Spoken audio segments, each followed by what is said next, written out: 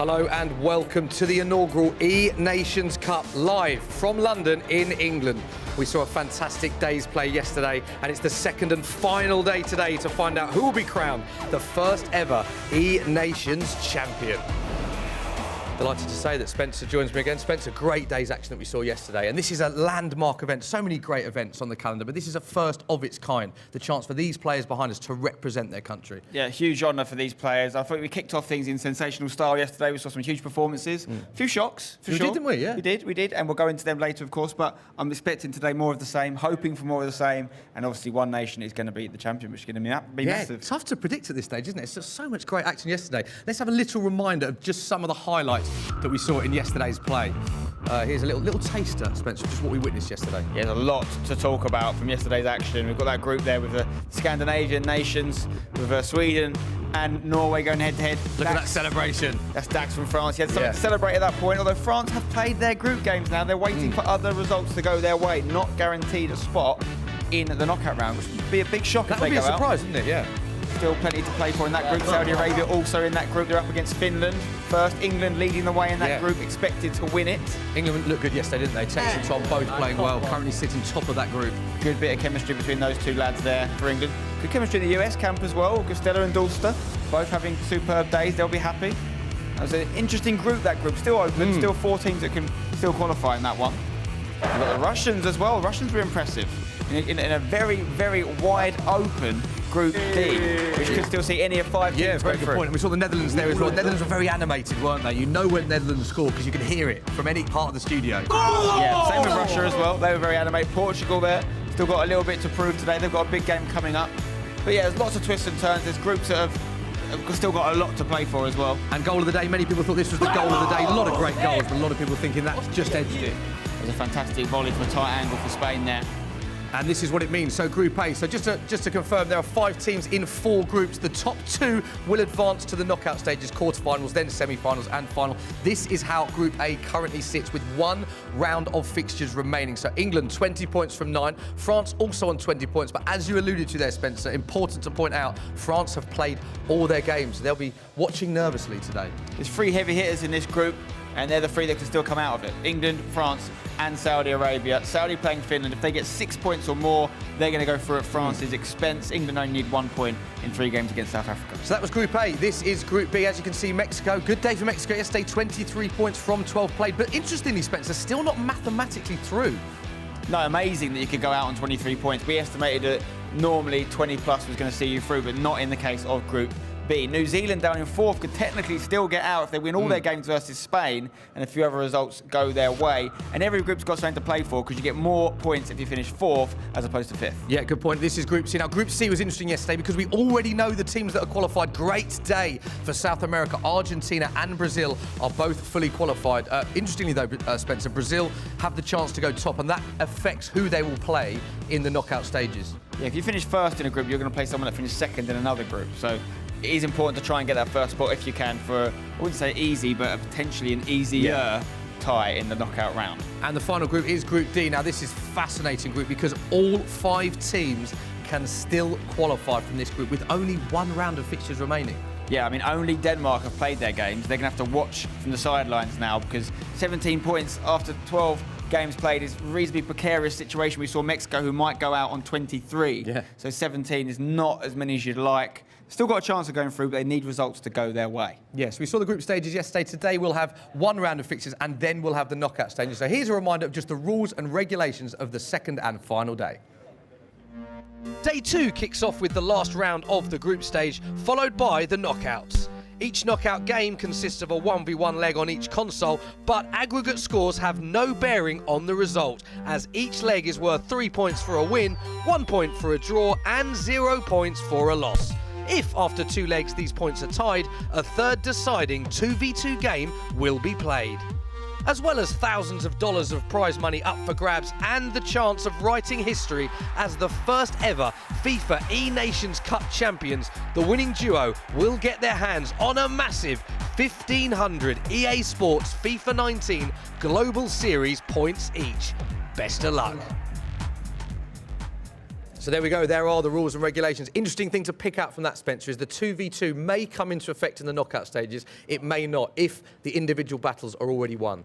Yeah, different setup. Obviously, in the group stage, we've seen, and we still will see in the 5th round, always a 2v2 matchup. But now it's only if you need it. So if you can win your games on Xbox and PlayStation, your 1v1 matches, you don't need it. It's only if it's 1-1. So it will be a decider if we do see the 2v2 come out to play, and which is crucial, of course, because you've got some teams who have got maybe one really strong player. Let's say you've got a really strong player on Xbox, and you know or you believe they're going to win that game on Xbox. That buys you a minimum of a 2v2. Yeah. Because even if you lose the game on the PlayStation, it's 1-1, you have the deciding game. So all you need to do is try and get that second win, and you save a little bit of time. And the 2v2s in a knockout stage will be incredibly exciting, won't they? Because we saw what they were like yesterday in the group stages. So that's going to be great to watch if we do get to the 2v2s. Oh, yeah, I mean, I love that. I can't wait for it because you get a bit of tensions going then. You know, people do not want to be eliminated. Every game from this point on is essentially an elimination game. OK, and let's have a look at the ecosystem, because as well as the chance of representing your country for the first time, big points up for grabs, Spencer, in this tournament. Yes, this is how it works. All the events on the left-hand side are different ways you can collect points throughout the season. We've obviously got a FIFA Major here today in the eNations Cup. We had a FUT Champions Cup last week in London. You've even got the Weekend League. You can play at home. 10 points available every single weekend. All you need to do is get 27 wins or more. If you get enough points and you finish in your top 60 on your console, Xbox or PlayStation, you can qualify for the playoffs, which are coming in July. After those playoffs, if you're in the top 16 on your side, you can qualify for the FIFA eWorld Cup Grand Final, where there's serious prize money up for grabs. And we can have a look at the individual points from within the ecosystem. And this just illustrates how big an event this is. 1,500 Global Series ranking points up for grabs for the winners. Yeah, there's only a handful of events where those sort of points are available. The FUT Champions Cups are finished for the year. This is really your last chance for the playoffs to get these sorts of points, and 2 people are going to get them. OK, let's have a look at our fixtures then. So these are the matches that will be kicking us off today. Don't forget there'll be 4 matches playing simultaneously. Group A and C will start with. So the fixtures in round 5, Group A, England against South Africa and Finland against Saudi Arabia. And then Group C, Spence, sees Germany against Sweden and Norway against Brazil. Every game important. Even the likes of South Africa can still make sure they don't finish bottom of their group and get themselves more points for the Global Series. Obviously, Saudi Arabia's game with Finland is crucial to see what happens to France as well. In Group C, Germany, Sweden, not going to make it out the group, but again, don't want to finish bottom. Norway versus Brazil. Norway could still play a big part in whether Brazil win the group or not. Yeah, and these are the remaining fixtures within Group B and Group D. They see Spain against New Zealand and USA versus China. That's Group B. And our remaining fixtures, our remaining round 5 fixtures from Group D, Portugal against Australia and Russia against Netherlands. Interestingly, every team can still qualify from Group D. Yeah, the Group D matches are going to be huge. Denmark will be watching on nervously, I'm sure. Portugal, Australia, looking forward to that. Australia drew a lot yesterday. They need to try and get some more wins in that game. And of course, Netherlands versus Russia is a massive match as well. OK, we are ready to go. Let's head to our casters, Mark Hatcher and Dan Gaskin. Thank you very much, gentlemen, and it is time to get things underway today. What a day of action it's about to be, Dan. Of course, we are going to, at some point today, crown ourselves the first ever eNations champion. But before we get into the knockouts, before we get into all of that goodness, we've got to finish off the groups. We've got to find who's going to go into those knockout rounds, Dan, and it's still to be decided. I mean, only one group was wrapped up yesterday. That's Group C, but there's still teams competing for the Global Series ranking points. But we're going to focus on Group A to start with today. We're going to look at Saudi Arabia versus Finland. That's who we're going to kick off with, because Saudi Arabia, they're chasing France for that second place of qualification. France currently sat on 20 points. Saudi Arabia sat on 14. They need at least 2 wins, Mark, to go through on goal difference. And what a player to start things off for them. The world champion, MS Dasari, taking the reins for Saudi Arabia here. 6 points is the magic number that Saudi Arabia need, as you say, to chase down France, who are currently holding down that second qualification spot. But Finland, they put in some solid performances yesterday, Dan. And they could certainly cause some upsets, but Dasari's looking to start off with the right foot here for Saudi Arabia. And that's exactly what he's done. The world champion loves these kind of situations. And with that strike from Eusebio, he's going to put Saudi Arabia in the lead. Dasari, who got off to a cold start yesterday in the group stage, is unable to win his first game on the PlayStation. At least now he shows what he's made of. And he is going to take down Makes here. And that will be allowing him to secure 3 points if he's able to go through all the way. But we'll have a look at a goal from Germany versus Sweden. Of course, these games still very important, Mark, even though these teams are out of the competition, as Germany took the lead. Because finishing in 3rd and 4th in the group guarantees you 275 Global Series rankings instead of 150 points. And obviously Germany yesterday didn't have the best of performances, and Norway off to a hot start as well. Lots of goals flying in early here on Championship Sunday. And you can see the reaction there. We heard it a little bit earlier from the Norwegian players. Great start from them. Well, back to our live game now. We can see Saudi Arabia still holding down the lead here with MS Dasari taking on Makes. And all of these goals, as you say, Dan, they have such implications on not only who's going to go through, but Global Series rankings, also seeding in that knockout bracket. I mean, there's still a chance that Saudi Arabia could win this group. It's very unlikely, as England would only need at least 4 points to guarantee themselves first place. However, if they were to fail to win against South Africa at all, then maybe Saudi Arabia could pip that. So that's something that Dasari and the Royal, I'm sure, will have in the back of their heads, but their main focus will be just getting those 6 points and securing qualification into knockouts. And of course, it's not just the Finland fans who are going to be watching. It's going to be the France fans who are going to be wanting Finland to pick up the points here, but we see a goal going in here, an equaliser here for Brazil, one of the teams who are already qualified into the knockouts. And Tor, he was such a standout performer, yesterday for Brazil, and he's carried on in the same vein of form. And he made it very, very clear that Brazil have won 5 World Cups, and he wants to win the eNations for Brazil as well. 4 points behind Argentina in the group currently, and they're looking to try and top that group. And they definitely have the potential to do so. There was a little mistake there from Dasari in that previous phase of play, just gave the ball away, but Finland not being able to make the most of it, looking for the Elastico to beat that man, but Dasari defended it well. And I'm sure you're going to see a very professional game here from MS Dasari, knowing that it's only one leg here, Dan. We must reiterate that to everyone watching at the moment. And I mean, you don't want to rely on the 2v2 to try and get points, so he needs to pick up the 3 points here to then say, all right, Royal, look, you can get the job done in your leg, and then we can have our 6 points. We will have gained our qualification. We have a better goal difference than France.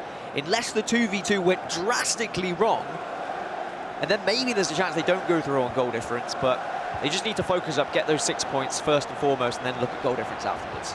Dax and Maestro France, like I said previously, we're watching this with bated breath at the moment. Finland fans for just a few moments, I'm sure, wanting them to take some points off of Saudi Arabia here, really put the pressure onto them.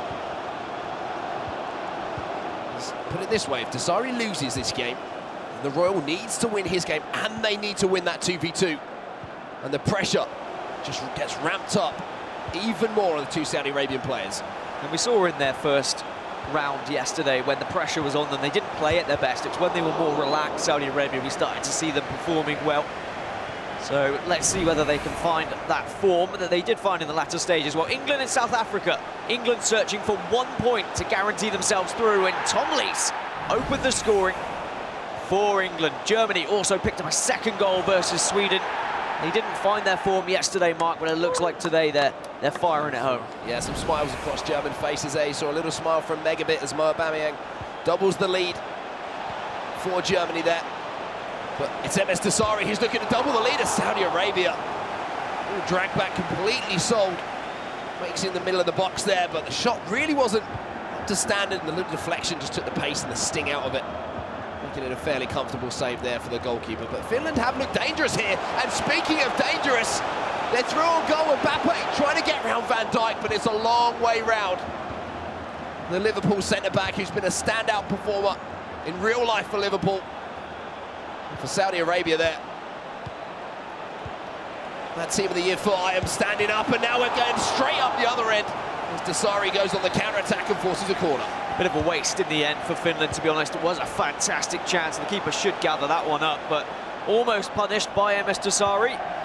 And Germany, well, things getting better for them, even though their tournament lives are already over. They were already eliminated yesterday. It seems like they're showing up just to go out with a bang here today. I saw an interview with them earlier, and they said, well, what have you learned from this tournament? And Alba said, to be honest, we haven't learned anything. We're very disappointed with how we played. You know what? Their 2 players will be very much prominent throughout the rest of the season. And there might be a chance here for Dasari to double the lead. But the woodwork denies Saudi Arabia. Big chance there for Dasari. Snatched at it a little bit on the left foot. and he needs a second goal. He knows Desari's been in enough games of FIFA this season to know that 1-0 is not a good enough lead. And again, Mbappe's got space in behind here for Finland. Gets the ball in the air there with the El Tornado. Doesn't go for the cross, instead decides to recycle the play here. Patient stuff here from Finland. Rakes is coming forward, waiting for the runs. Neymar, the Elastico buys him space. The cricketer gets past one, but what a last-ditch tackle that was. Yeah, a dangerous one, but still possession in the hands of Finland, or at the feet of Finland, should I say. But decent tackles from MS Desari in Saudi Arabia. Yes, some of them are last-ditch, but at least he's getting the job done. Norway, Brazil. Brazil still fighting for that first spot in Group C, and it is Tor once again, smashing it home and taking the lead versus Norway. Yeah, what a shot that was. Free kick just played off to the side to R9 Ronaldo, and the Brazilian puts Brazil into the lead. At 2-1 now, Van Dijk has to do some defending from a free kick in this game, and at half-time, Desari is getting the job done here for Saudi Arabia. 3 points is what he wants from this. Just wants to take the pressure off of his teammate heading into that second game. I think taking the pressure off the 2v2 is the most important factor. 2v2 is where most of the teams have felt uncomfortable because it's not their natural habitat. They're not used to playing 2v2 games. It's a new format this year that we haven't seen before, where players maybe haven't had as much practice as they would have liked. And I think the more that we use this format and the more that this tournament happens in future years, we'll see more practice develop. We'll see different metas develop as well, and it is going to be very exciting to see how that comes about. But you're quite right. He wants this victory, but he also needs this victory, these 3 points. Well, straight back underway then, no messing about here. Finland defend the restart pretty well there. Eusebio's trying to burst away as well. Finland have looked dangerous. They've got into dangerous positions, and Makes has just not made the most of those opportunities as such, but Ronaldo's in now. Stops up there. He had the opportunity to strike a goal. Maybe looking for the extra pass, the little cutback. Sorry. You have to say, he's 1-0 up at the moment, Dan, but he hasn't looked in control of this game. He hasn't been able to press on and really look for that second, but the good news for him is even though Finland have looked dangerous in the final third, they haven't got shots away. As I say, that finally makes Let's one rip. Unfortunately for him, though, easily saved by David De Gea. He needs to be shooting from better angles and try and get a little bit closer, but at least he's got his shooting boots on, at least he's hitting it green. That's the important thing. Just tested the goalkeeping movement of Desari as well, potentially from range, setting up for maybe a finesse shot first time, but has to defend here, and Van Dijk again stepping in to make that standing tackle. We do have another goal to bring you as well, and Norway versus Brazil is providing plenty of entertainment so far this morning. 2-2 now in that game. Argentina will be watching that, hoping that Brazil drop points as well so that Argentina can go through first to get a better matchup in their quarterfinals. Of course, first place will play second place. That's how it works in most traditional football, and it's going to work the same in the eNations Cup as well. You can see lots of players behind the ball here for Desari. Makes Let's fly from distance there, trying to catch off David De Gea.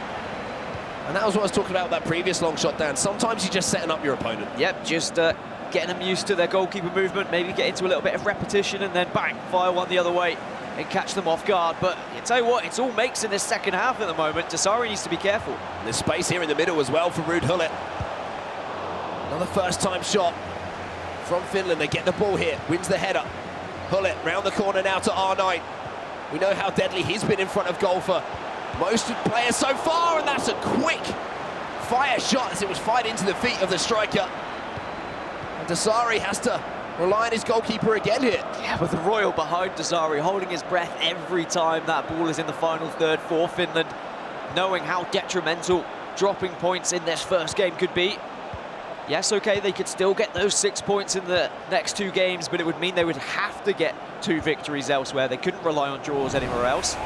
Speaking of anywhere else, Germany versus Sweden. Germany with a 3-0 lead, but Sweden able to get one back. Try and improve their goal difference a little bit, but it's been a somewhat disappointing event for Sweden. They would have expected more, I'm sure. Well, Finland in behind at the moment. Ronaldo scoops the ball up, gets the ball into the box as well, and Ferdinand has to win that header. Of course, with such a long day of action as well, we want to hear from you guys. Let us know who you think is going to be winning the whole thing. Is it going to be Brazil as we see them now go into the lead against Norway? And how you can do that, of course, use the hashtag FIFA eNations Cup. Let us know who you're supporting, who you want to win. So we see disappointment now on the faces of Norway. It's because Norway and Sweden are fighting for that 4th place in that group, Mark, for those extra 125 Global Series ranking points. And for some of these players, that could be make or break to getting to playoffs and having that chance at the E-World Cup later on this year. As we've got a pause now, and Finland are going to make some changes to try and press on and grab a point here against Saudi Arabia. Because similar for Finland, they're also trying to get that 4th spot in this Group A. Saudi Arabia 7 points behind before the state of play, but you never know what could happen. And there is a little bit of time to work with here. Remember, it's just one leg of FIFA in this particular matchup on the PlayStation 4, so it's going to be gun-ho and an action-packed finish to this first game of the day. See, it looks like the 4-2-2 being employed here, Dan. Yeah, and I think that's a good strategy, considering what we've seen from Finland at the moment. They've got the ball in the right areas, but they maybe haven't had enough attackers to join and be able to pass it around and get into the space that they've been looking for. I'm sure, though, Dasari is going to be, his heart will be absolutely racing, because it has been the majority of Finland in this second half, with plenty of attacks and plenty of chances to equalise. Well, Finland going to be pressing towards the end of the game here. Well, it steps in and makes the interception for Dasari, and that's going to be time off the clock, most importantly, for Saudi Arabia here. A little bit of a dawdle on the ball there for Rio Ferdinand, almost presented an opportunity for Finland to win the ball back. A reminder once again, France are watching these games with bated breath at the moment. They currently hold down second place, and they're relying on Finland to do them a favour here if they want to go through to the knockout stages.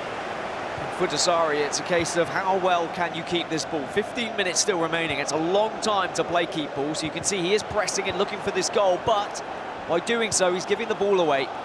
And every time he does so, that's another chance for Finland to potentially ruin the chances of Saudi Arabia going through to those knockout stages. Saudi Arabia, who arguably one of the favourites for the tournament, but they were drawn in the same group as France and England, who also were up there in names of potential winners. Gareth Bale's been introduced at left back here for Finland, so you can see the attacking thoughts behind that change. But Dasari is really doing a great job of defending well here, and now he's found Cristiano Ronaldo out on this right-hand side as well. Pull it now into Ronaldo, a chance here for Dasari and a goal. Might be the 3 points in the bag that Saudi Arabia wanted to start this day off here. Well, just ricochets out of play, and it will be possession back to Finland here, so a chance here. He still has time as well, mate, 'cause he doesn't have to rush the ball up the pitch. He can play it around a little bit, try and encourage Dasari to bring a player or two out of position. Dasari has that experience, though, so you know he's going to be holding on strong. How much experience does he have here? Does he go for this goal? And speaking of strength, R9 is causing all sorts of problems on that left-hand side. Ronaldo will just nod this one down. Might be the last attack of the game here, potentially for Finland, and they give the ball away. Dasari, I said it would be a professional performance. And he doesn't care what the scoreline is. All he wants is 3 points on the board. If it's 1-0, he's more than happy. But Finland might have one more chance here to go forward as we're into the 90th minute now. This would be heartbreak for Saudi fans if we saw an equaliser. There's definitely been chances. Here's Pele, Ronaldo with a scoop turn around the corner. Finland looking to break hearts here, and it goes across goal, and there it is! Pressure onto Saudi Arabia. France fans rejoice. Dasari got the early lead, tried to hold on for 90 minutes, but it wasn't enough. And it means they still need 2 victories in their last 2 games. And that is the impact of timing a shot. Nothing but green there from Makes. And the strike from Cristiano Ronaldo was deadly, and that is the final whistle. So, things just got very, very interesting here. In Group A, Saudi Arabia needs 6 points to take second place away from France. That means we are going down to that 2v2. They need those points from the 2v2. And it looked like it was going to be simple for Saudi if Dasari had got that victory. Speaking of simple, England versus South Africa. They just needed 1 point from this first game, but Tom Lees has secured all 3. That puts them on 23 points. It guarantees them qualification and also means they're guaranteed first as well. Well, here are the results from round number 5 in Group A, England versus South Africa. Tom Lees, what a performance he's had so far at the eNations Cup. 2-0 to him, picking up 3 more points for England in the game that we were just watching, Dan. I mean, you want to talk about implications and how that can affect everything in a group. 1-1 with a last-minute strike from Makes means that the points will be shared. Over in Group C then, as I mentioned, even though it's wrapped up with who's qualified, teams still competing for those 4th, 5th, 3rd spots to try and get more qualification points, try and get more Global Series ranking points. Zimmer losing to Mo Albert 3-1 and Tour beating Aston 3-2 for Brazil. Yeah, and I think it's important for Brazil to continue that form as we see Group A, the standings here, and England have qualified. So great job from Tom Lees here, 23 points from 10 games. Yeah, enough to qualify first as well, with Saudi Arabia only having 6 points available from their last 2 games. So England can sit pretty and now just relax in their final 2 games against South Africa, but Saudi have so much to do. And the battle for top spot continues here. Brazil picking up that win puts them in a great position to potentially finish first in the group now, just 1 point behind, with 6 available points to play for. Yeah, Sweden and Norway now just fighting out for those Global Series rankings in 4th place, and we are going to jump into Germany versus Sweden. Can Sweden get anything here to try and take away a little bit of excitement from this tournament? Boras legend, a player who desperately needed Global Series ranking points from this tournament, will definitely be looking to try and secure an extra 125.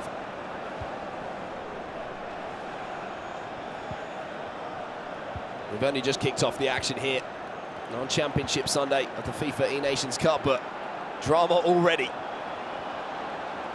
in so many different games. This one has a little bit of a different feel. Neither of these teams can qualify for the knockouts, but as you say, Dan, Global Series ranking points so vital for these players, especially the likes of Boras and Zimmer as well, to make it through to those playoffs, to have a shot at the FIFA eWorld Cup final.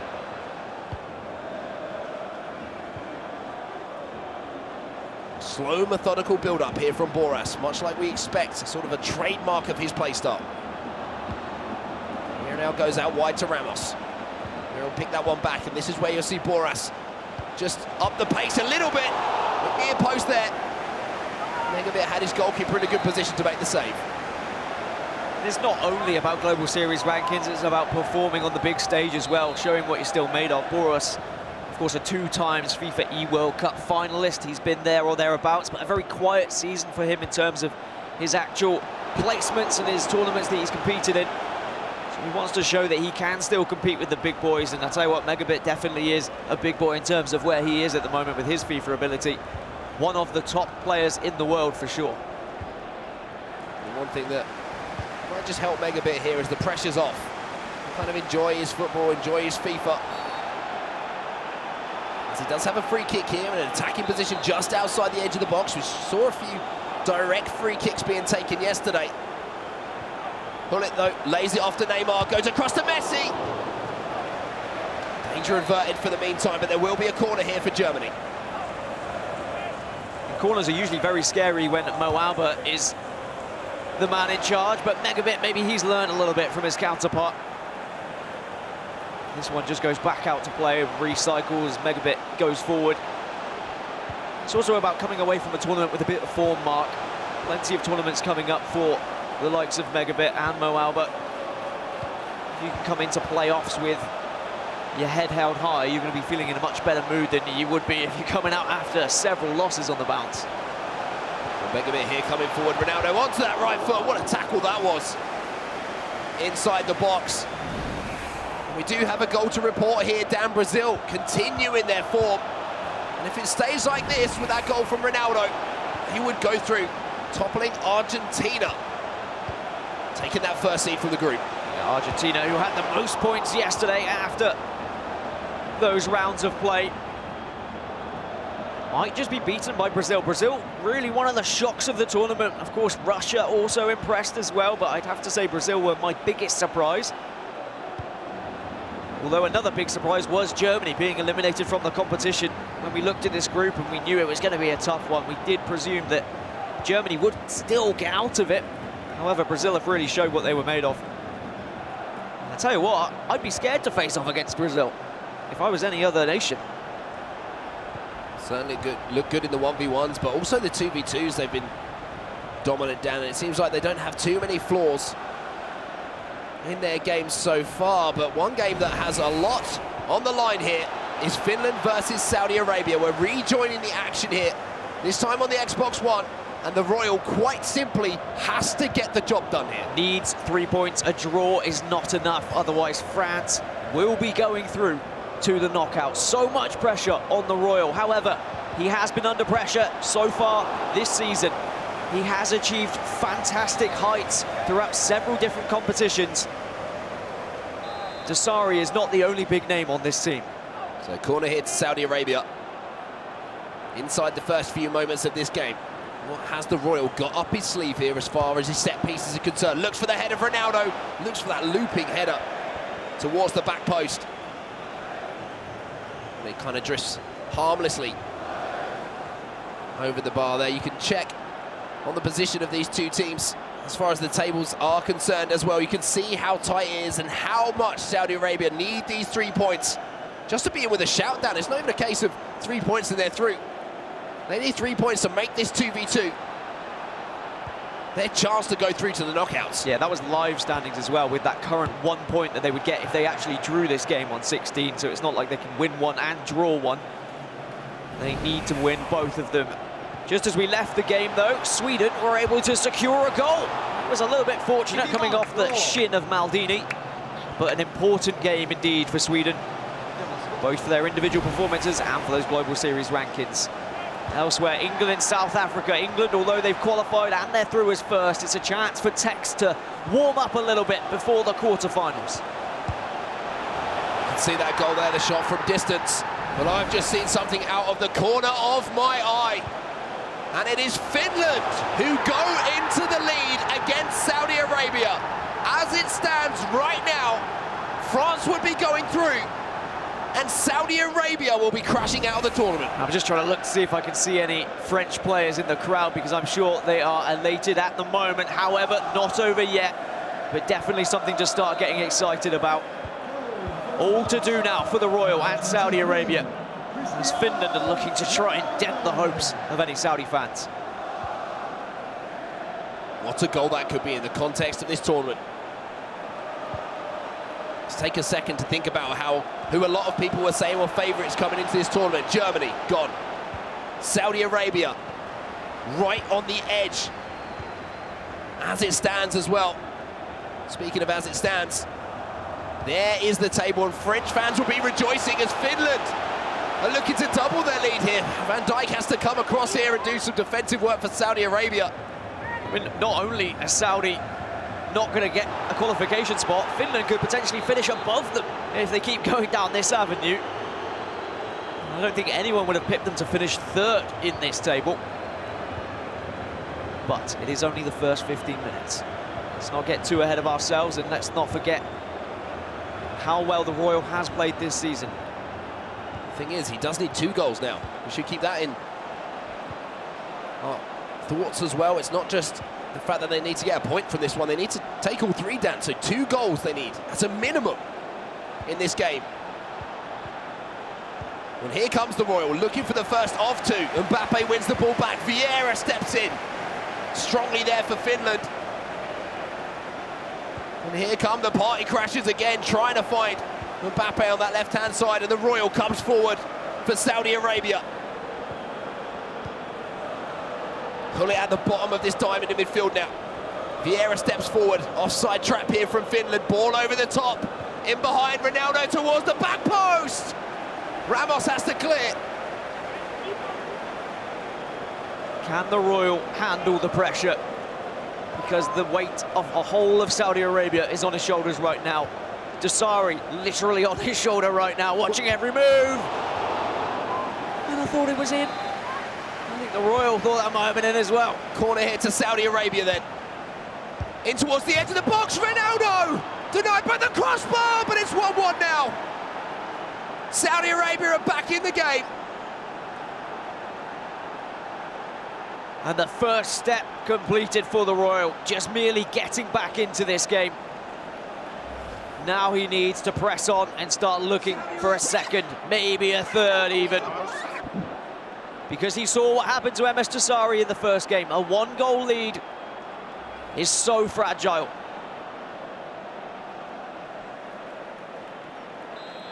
If you were thinking about leaving the action, do not go anywhere. So much relying on this particular game. Speaking of other games, though, we have a goal again from England, and Tex has been on fantastic form so far. Neymar driving that one home on his left foot. Sweden also doubling their lead, and a little bit of fortune favouring Borash legend there. And I think you'll see the reaction of Megabit here. Oh my God! I think we don't have to say anymore. I mean, I Nothing to add to it. can't help but laugh, just because Megabit, I love how he wears his heart on his sleeve and shows every single emotion. But at least he can have a little giggle about it as well. But England securing another 3 points potentially if Tex can carry on his fine form. And actually, England and Brazil fighting for who can get the most points in the group stages right now. Well, here comes the Royal then. Accelerated fake shot inside. Hull it now. On the edge of the box. Chance here for Ronaldo! And the Royal is getting the job done. Saudi Arabia 2-1 up now over Finland. They need this win to send it to the 2v2. And the Royal is doing his job. How about that for handling some pressure? And you saw how he celebrated towards his coach as well. This is my game. I'm going to secure these 3 points. I'm going to give us the chance in that 2v2. England increasing their lead versus South Africa. Tex on a tear and starting to get in full form. And it's just laughter for him now. It's just enjoyment. He really is in his element, and what a season he's had. And that's scary. When Tex is smiling and enjoying his FIFA, you know he's playing well. Oh, yeah. This is how it stands at the moment then. France still holding on. And I use that term, holding on, because that's exactly what they're doing. But Finland almost broke through there. England top of the group, qualified. They will go through if it stays like this. As group winners, Finland still trying to upset things here, but Mbappe's at the back post, and Ramos again has to scurry back into that full-back position to defend. Corner here for Saudi Arabia, cleared away by Vieira. And I'm liking this from the Royal and Saudi Arabia, pushing for that third goal, maybe learning from the mistakes of the previous game with Tassari, where he was perhaps playing the ball around a little bit too much, wasn't able to find that second goal, and then punished in the final seconds of the game. Of course, he was unfortunate in certain areas, and there were chances for him to secure that 2-goal cushion. And that game done and dusted now, and all the focus on the Royal. Well, chance here for Finland just before half-time then. Will be a corner. Whipped in towards that back post. Goalkeeper movement, fantastic there from the Royal, recognising the situation. Another goal to bring it though. And Megabit has managed to get one back here for Germany. Driven into the box, and Mbappe rises highest and not it home. England as well, continuing their domination. 4 now for Tex. How many can he put past South Africa? That's the real question for him now. It's just fun and games at this point. As we go back live, Finland from the corner! Goal! And still trouble in paradise. The Royal can't hold on to his lead. And France will be watching on and praying that Finland can carry on upsetting the Saudis. Well, well, well. Speaking of the French players who are watching at the moment, look at them all. Maestro there, Dax in the background. They know how much that goal means to them. Cristiano Ronaldo with that header just before half-time sets this second 45 minutes up beautifully. I mean, I'm sure all the French players and the French fans and crowd would be stood right behind Finland if they could. There's the group table once again. As you can see, a draw would not be enough to get Saudi Arabia close. There might be a chance here just before half-time for another goal here for Finland, but Hullet has to step in. And 45 in-game minutes here for the Royal to keep Saudi Arabia's hopes alive. So much pressure on that young man. Just words from Dasari as well, the experience from Dasari, the world champion. Arguably one of, if not the best players in the world, in the ears of the Royal.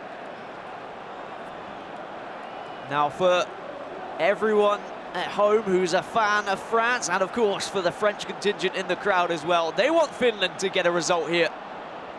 And I'm sure you'll hear their voices loud in the crowd if Finland get another goal. You certainly hear some allays coming out of Maestro. We heard them yesterday, echoing across the arena here. But that man on your screen knows the job he has to do. You have to remind ourselves, Dan, he was 1-0 down in this game. He managed to eke out a 2-1 lead. But that goal, just at the end of the first half there from Cristiano Ronaldo, has put the Royal in a situation where it's not just his pride on the line. It's an entire country behind him right now who need him to find, again, 2 goals now. Sorry, 1 goal. I can't do maths. And we know how much FIFA means to some of the Saudi Arabian fans and how they get behind Dasari and the Royal at every single tournament they play in. They'll be watching, they'll be hoping. And maybe Modric is going to put him back into the lead.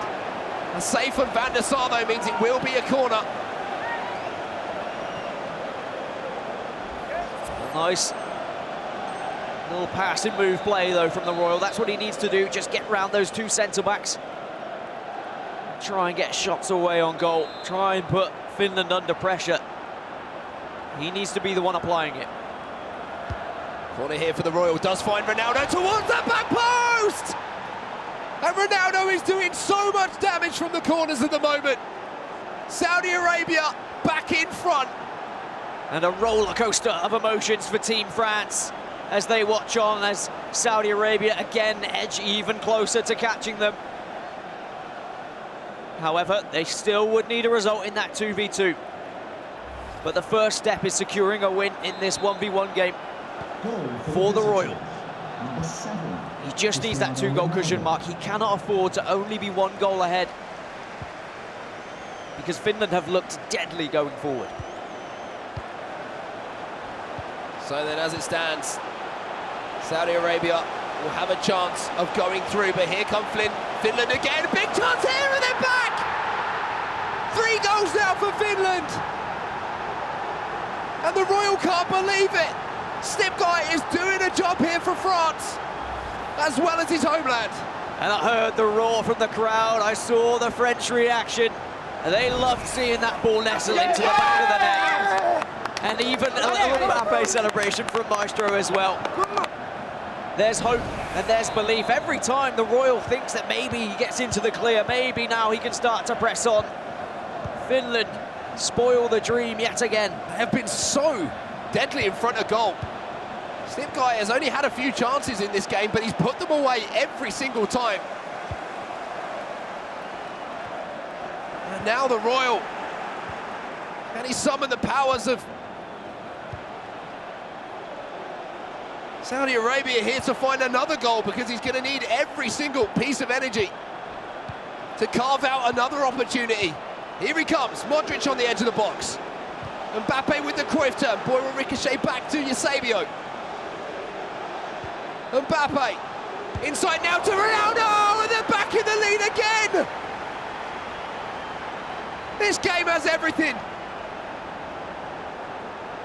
And Maestro and the rest of the French guys can merely watch on, hopeless. They cannot increase their points total. They cannot increase their goal difference. They've done all they can. And it's the Royal who still is not letting the pressure get to him. Time and time again, he's been asked the question, and he has answered it. It has been incredible resilience shown by the Royal, and this is how it stands now. Reminder, even if Saudi Arabia win this game, they still have to win the 2v2 as well. France still clinging on to second place. England are done and dusted, they're through. Top of the group. Can Finland write another chapter in this story? Big tackle though from the Royal, wins the ball back here, half an hour to go. Is there a sting in the tail here for Saudi Arabia, or will the Royal have done his job? It's whether the Royal starts to let the occasion get to him a little bit now and plays defensive, turtles up, gives the ball away a couple of times. He's got to be very careful. I feel like if he doesn't find a 2-goal lead, there's always going to be that opportunity for Finland. Ronaldo turns onto his right foot, tries to burst past, and there will be a free kick here to Finland. And a very dangerous position. The left foot of Gareth Bale is stood over it as well, and Bale goes direct! What a moment! Gareth Bale goes direct from the free kick and finds the top corner. I love me a free kick. I love me a direct free kick. And that could be one of the most important free kicks for the French esports team. There we go, back 4-4. Saudi Arabia, the Royal, back to you. It's almost like a tennis match here. And the rally just keeps going on and on and on. But nobody can find a winner at the moment. 4-4 between Finland and Saudi Arabia. We have other goals to bring you as well.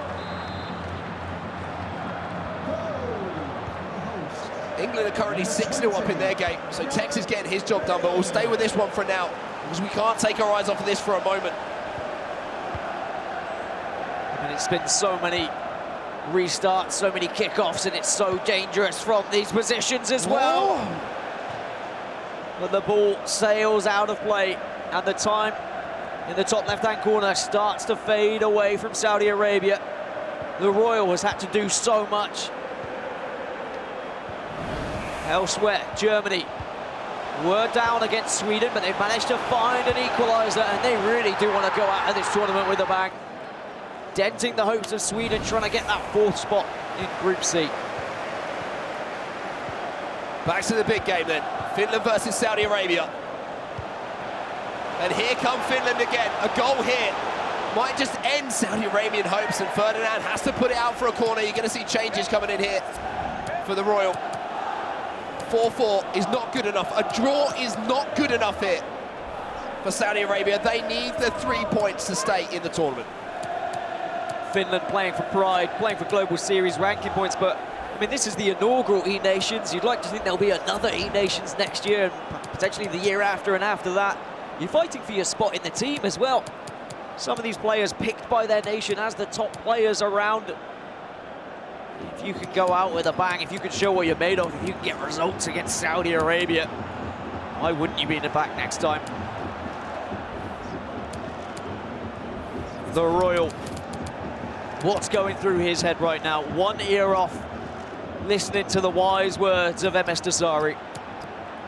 And his coach is, of course, there as well, watching on. One thing we have to remember as well is the fact that this comes down to the Royal, because Dasari couldn't get the job done as well. A last-minute equaliser on the PlayStation 4 meant that first game was 1-1. And put the Royal into this situation.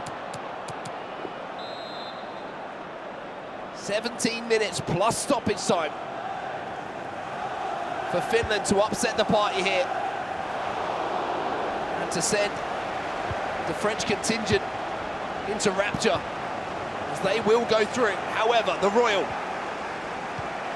he wants to keep his country's dreams alive here, and he's going to be streaming forward with every opportunity now, trying to carve out a chance, and there might be that chance. Wide interception from Ramos, that was.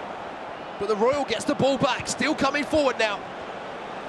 Eusebio in and around the box, Pele, ball falls back to Eusebio, and Van der Sar gathers. And Snipguy and Finland hold on and still have the potential to send France through to the knockouts. France, watch on. It was a horrible position to be in. Of course, several teams played all of their games yesterday and had to merely wait for results elsewhere. Mexico in a similar position later on, but France, they may have done it. Look at the players just flowing forward here for Saudi Arabia. The Royals just throwing everything at Finland right now. Snip Guy has to hold on for French hopes for the Global Series ranking points. And Vieira steps in and makes the tackle, and here comes Ronaldo. And here come Finland. Ronaldinho in space. Just attacking the line right now. Ball inside, I think the offside flag might go up, but it won't go up, and Saudi Arabia might be done here. Finland are 5-4 up in what is probably the biggest game of the tournament so far. England, France, Saudi Arabia, all favourites, but Saudi on their way out. And France on their way through as Dax looks to the heavens, because all they could do was pray. And it looks like their prayers have been answered by the Finland. Dax looks to the heaven. And Maestro shouts at it. And I'm sure that he can be heard from everywhere at the moment. However, with how crazy this game has been, there is still time left, Dan. We have to say there is still time left for another twist in what has been an incredible tale so far.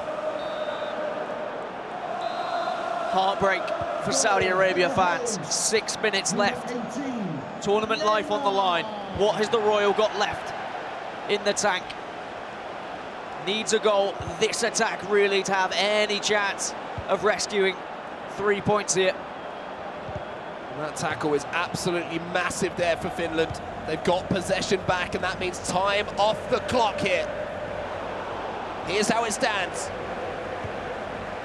Saudi Arabia quite simply will not have enough opportunity to get the points on the board as Ramos steps in.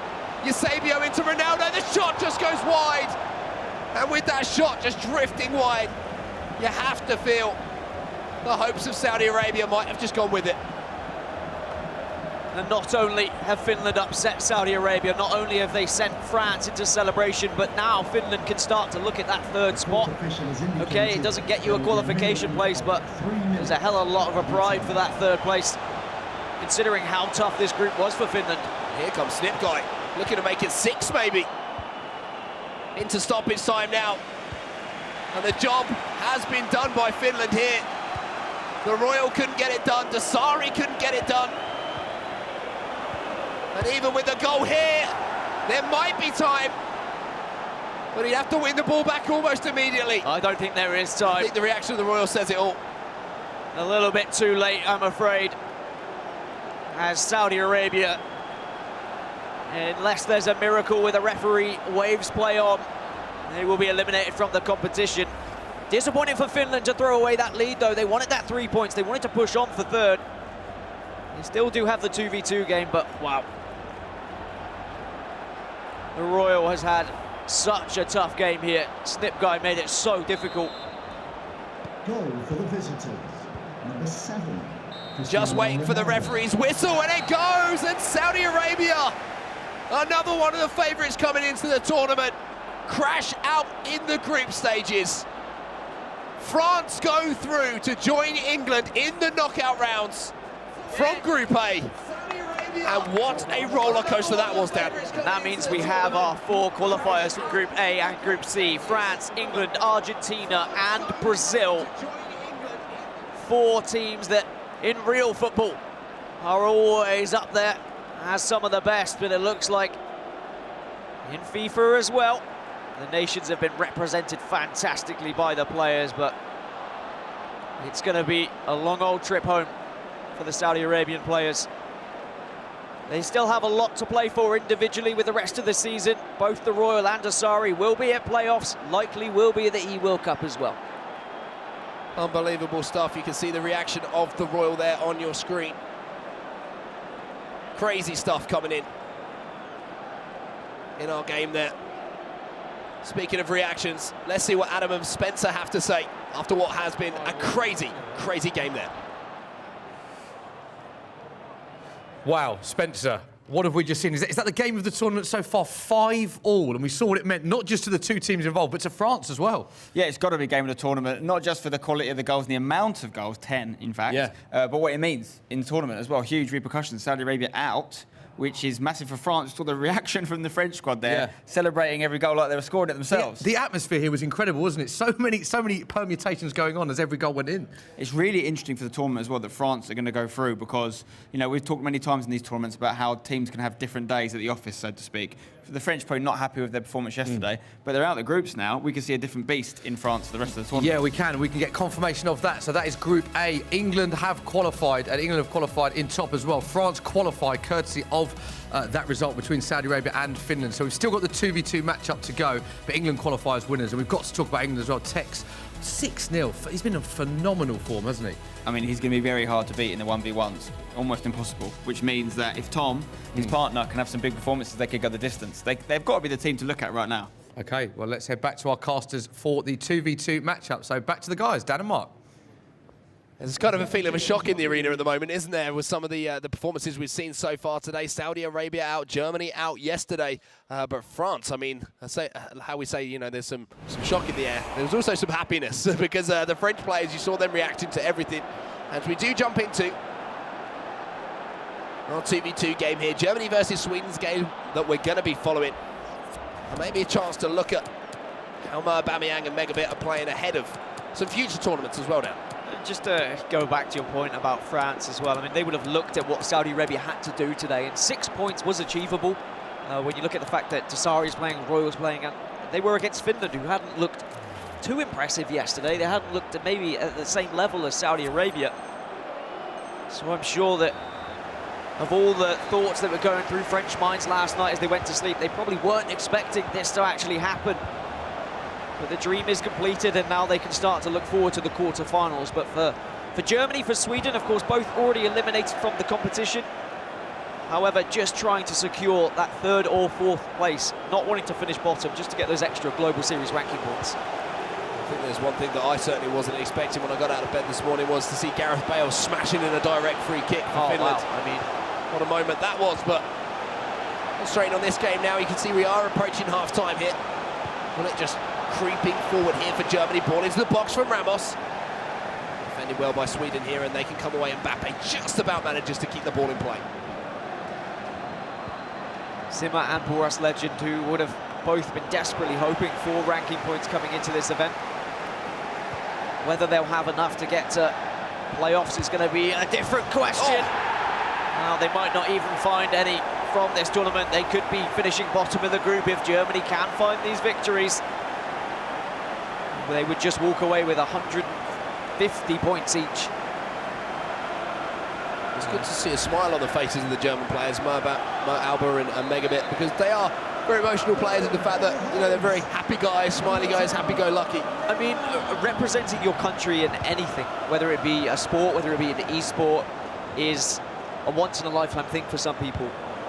And there is all that emotional attachment that comes alongside it. And Germany, who had those expectations to get out of this group, unfortunately didn't meet them, and there was disappointment because of it. Well, here's Sweden looking to answer back, and wow, R9's got some power in that right foot, I'll tell you that for nothing. Just before half-time, the Brazilian turns away from his mouth, and now turns away from his man. That would be interesting.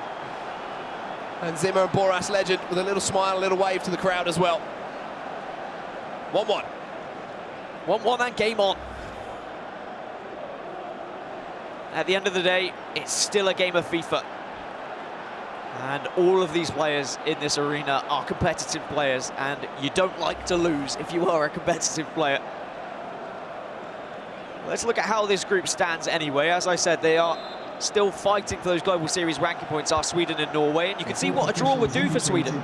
4th place gets you 275 Global Series rankings, 5th place 150. That extra 125 could be massive for any of these players' chances for playoffs and potentially for that E-World Cup as well. Germany looks safe. Well, Germany are safe. I'll take your word for it. You will know that my maths isn't the best, but that's why you're here, Dan.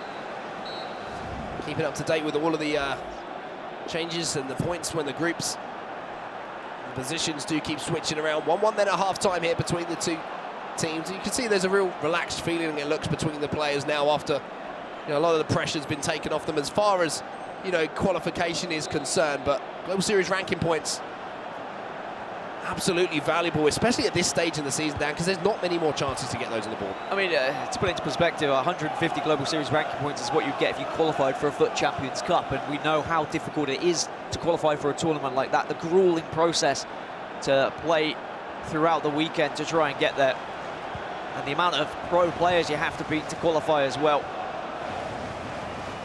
And then 275, I mean, that's the equivalent of performing well at a FUT Champions Cup, so that's exactly what Sweden will want to achieve over Norway here. Well, here's Ronaldo then for Sweden. Ball over the top here to Cristiano Ronaldo. A little touch over his head, and he goes down in the box there. Shaking the head there from Boras legend. Not sure if he was just disappointed in the fact that the referee didn't give a penalty there, or that he could have done a little bit better with that one. But Ramos now wins the ball back. He's looking down the line, and Sweden are just flying forward at the moment. Neymar. Lots of space here for Ronaldo. Chance to maybe look for a strike himself, and he does take the chance. And you just can't give him the room to do that. Cristiano Ronaldo, one of Spencer's picks as the man you have to have in your team, and he's shown exactly why. I mean, I'd be very surprised if anyone didn't have him in their team at this point. He is a permanent fixture, as are the majority of the 11 players selected at the moment. Goals elsewhere, though. England versus South Africa into the 2v2. And England look like they might be picking up 9 points against South Africa. Again, competing with Brazil to try and get the most points out of anyone in the group stages. Tex and Tom Lees. Would you say they're one of the favourites for this competition, Mark? I have to say so with their performance. You saw a celebration of Ronaldo there as well. Just picking up the phone. I wonder if he was telling someone that it's coming home, because that might be something that's coming onto the lips. That's your one. Of a lot of people at the moment. You're not allowed any more. Okay, fair enough. I still get one more. We're back to our game then. Sweden versus Germany. Some changes coming in after we're actually seeing that goal from Sweden. We are seeing Cristiano Ronaldo's right foot so many times this tournament from anywhere. One of the best finishers on the game. I mean, we've got some of our strongest foot items we've ever seen in a FIFA from this team of the year. Cristiano Ronaldo. Modric, Mbappe, Ronaldo, I mean, they're all phenomenal. And then let alone the defenders as well. What Varane and Van Dijk have offered. Well, Germany with a chance here, and it is Ronaldo again. Little bit of goalkeeper movement. Another team of the year foot item there. David De Gea had to make the save down to his right-hand side. Corner here for Germany. Eusebio just gets the ball in the air, looks for that little accelerated fake shot. So try and get past Mendy. Did get to the point with the foot items after Team of the Year that we weren't really seeing the likes of Eusebio, the likes of Pele, and then prime icon moments, of course, were released, and they changed that as well. And there's a cheeky header from a Team of the Year foot item on Mbappe. Absolutely rapid, arguably one of the best foot items in the game. And he's got a head on him too, it would seem. You can just see peeling away. The 2v2 format does give you that opportunity to peel away at the back post, and another goal going in here for England, and it's been all England in the 2v2 so far, and it's another header. This time it's Ruud Gullit on the end of it. No surprise to see that man once again on the score sheet. Yeah, it looks like England are going to finish on 29 points. Quite the points total. They did drop points in the group, though. And they dropped points to Saudi Arabia. I don't think they'll mind, because they're the ones who are going through to the quarterfinals. Meanwhile, 3-1 to Sweden here in this game against Germany. And elsewhere, I believe I just heard a scream from Norway, and it's Norway that Sweden are currently trying to beat in the table for those extra Global Series ranking points. So they'll be hoping Brazil do them a favour and get back into that one. But let's take a look at that Norway goal, because they did take the lead against Brazil. Little through ball here to Cristiano Ronaldo. You see the man in the middle. Nice and simple finish there for Neymar. And Neymar scoring against Brazil here for Norway. You can see what it means at this stage. The two gentlemen on your screen. Hour mark just been passed then in this 2v2 between Sweden and Germany. 3-1 to Sweden. Boras legend and Zimmer. performing extremely well in this particular game. And they're looking for more here. Neymar's inside the box, trying to deal with the attention of the defender. Looking towards the back post. Maldini wins the header. Mendy wins it back. Manola Boras is a huge fan of that future stars. Mendy, left back foot item. So much pace, strength, defending. And now Germany coming forward themselves. Pull it out wide here to Lionel Messi. 99 rated, looking for a 99 rated cross towards the back post. Ball falls here to Ronaldo, but it's a tame finish. Straight to the hands of De Gea. And Germany won't want this to be their last result of the tournament, because it is often the last game that you remember when you have been eliminated from a competition, although I'm sure they'll be thinking about how they were actually eliminated yesterday and the pain that they went through. But that's why we're seeing Germany press on and looking to try and get back into this one. 2v2, very difficult to master. But when you do have that chemistry, when you do finally click, it does work well. Well, on the edge of the box then for Germany. Messi's in a bit of space. Here goes for that near post. De Gea stands strong. Parries the ball behind for a corner here towards that front post now. Cleared away here by Sweden. That's a beautiful little touch from Mendy as he looks to release R9, and R9's going to intercept that pass. It's a wayward one here from Hollett. Should be a goal here. 1v1 Neymar, makes no mistake. And Sweden are putting Germany to the sword here.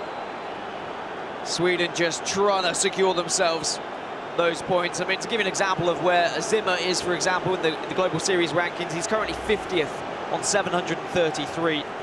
If they can secure that fourth spot, get an extra 275 for him, like, he guarantees himself that playoff spot, and then he can start to press on to the E-World Cup if he were to perform well at those playoffs. Points absolutely vital at this stage of the season. It just hasn't been Germany's tournament, unfortunately. A bit of a sour note for these guys to end on.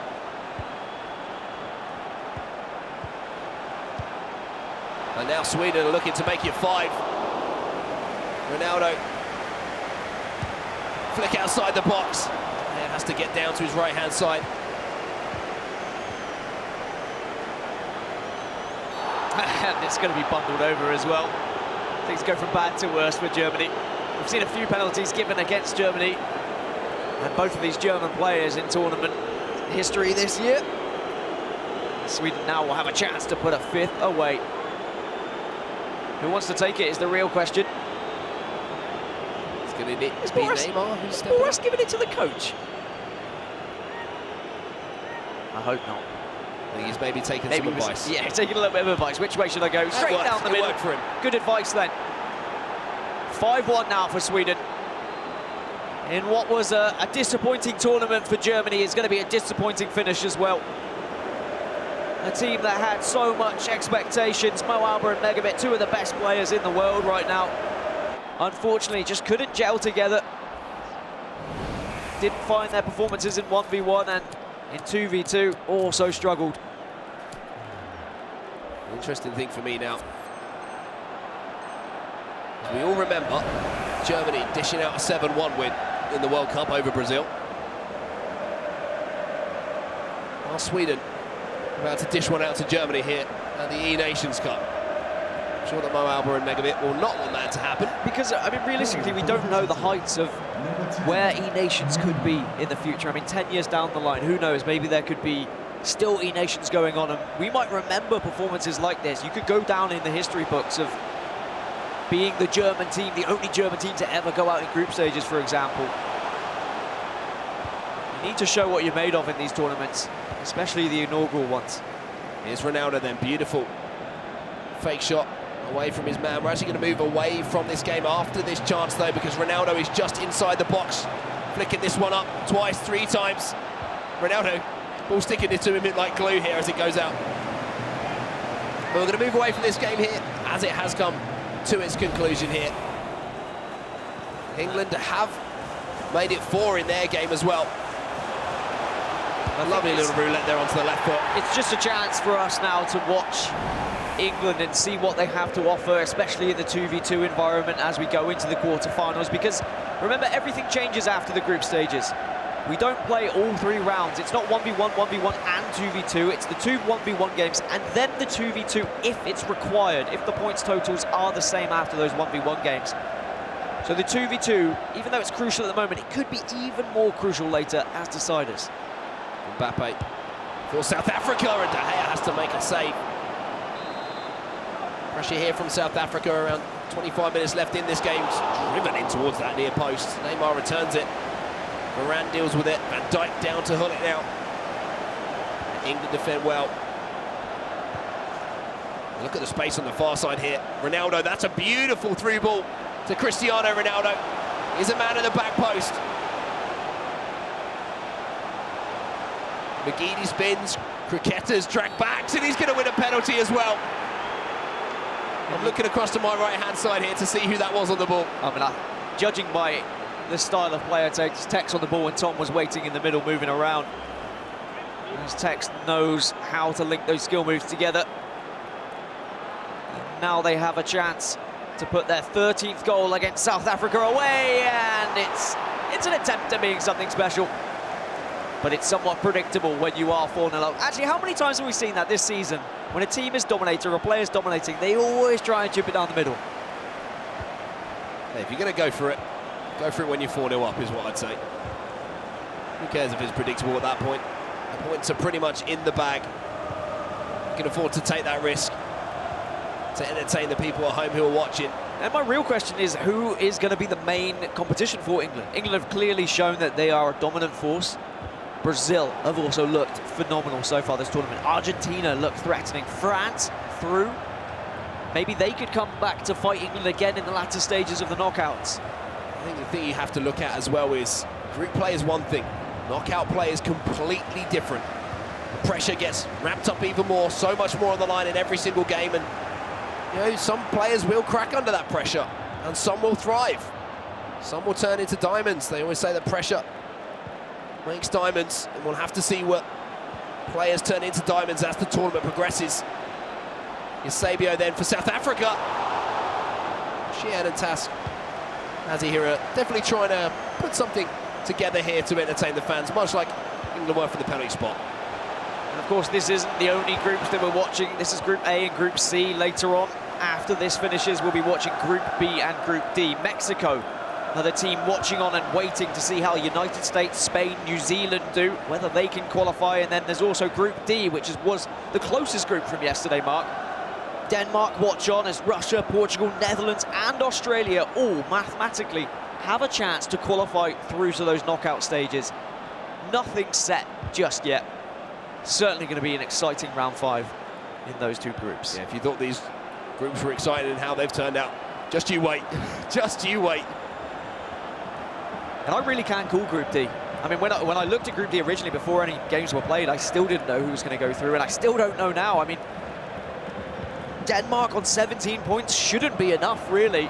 But with how close that group has been, only time will tell whether they can actually go through, as they have to go down the same route as France and just watch on and see how everyone else plays. We saw what an emotional roller coaster that could be as the French players were watching. Saudi Arabia, ball into the middle here, Neymar. And you can see both teams, I think, know the result of this game and are just looking to entertain the fans at home and watching here. It's something a little bit special. Yeah, try and get goal of the tournament. Slide tackle like that. Try and get goal of the tournament. Try and get on the highlight reel, as I like to say. 3 slide tackles there, and you see a little smile from Tex as well. He's having fun. That's 4. I actually heard that one through my headset. Another slide tackle. Well, it stays on his feet. Yeah, thankfully, if there was a sending off, it wouldn't matter going into the quarterfinals. No implications and no worries. But England, it's job done.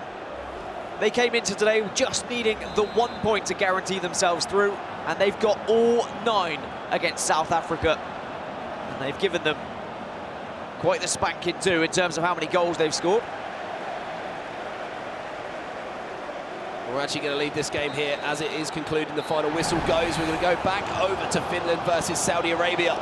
Saudi Arabia winning this one. And somewhat, as far as qualification is concerned for the group, a dead rubber after Finland did a job on Dasari and the Royal in the first two 1v1s. And just look how different it could have been if Dasari had held on in that first game and not conceded that last-minute goal.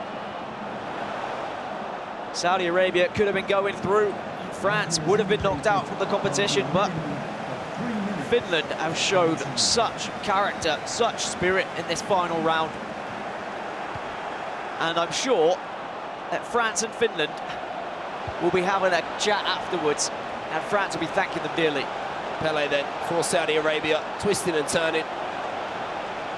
Reluctant to shoot, and that just allows Finland to get back in. I think they know the result is done, and there it is. The final game has concluded here with Saudi Arabia picking up a 1-0 win in the 2v2 format. Well, those two gentlemen on your screen right now, I think they're going to be put on posters and flags all over France today. So everything was wrapped up before the 2v2s, but let's have a look at the results then after the 2v2 games. England carried on dominating against South Africa. South Africa unable to get a goal in all three games. As Finland, they did the dirty over Saudi Arabia. They played for France, and they allowed France to go through after their results. Big stuff coming in from Finland over Saudi Arabia, and heartbreak for Saudi Arabia, unfortunately for them. We'll move on to the next group's results though, Group C, to see exactly how everything ended up there.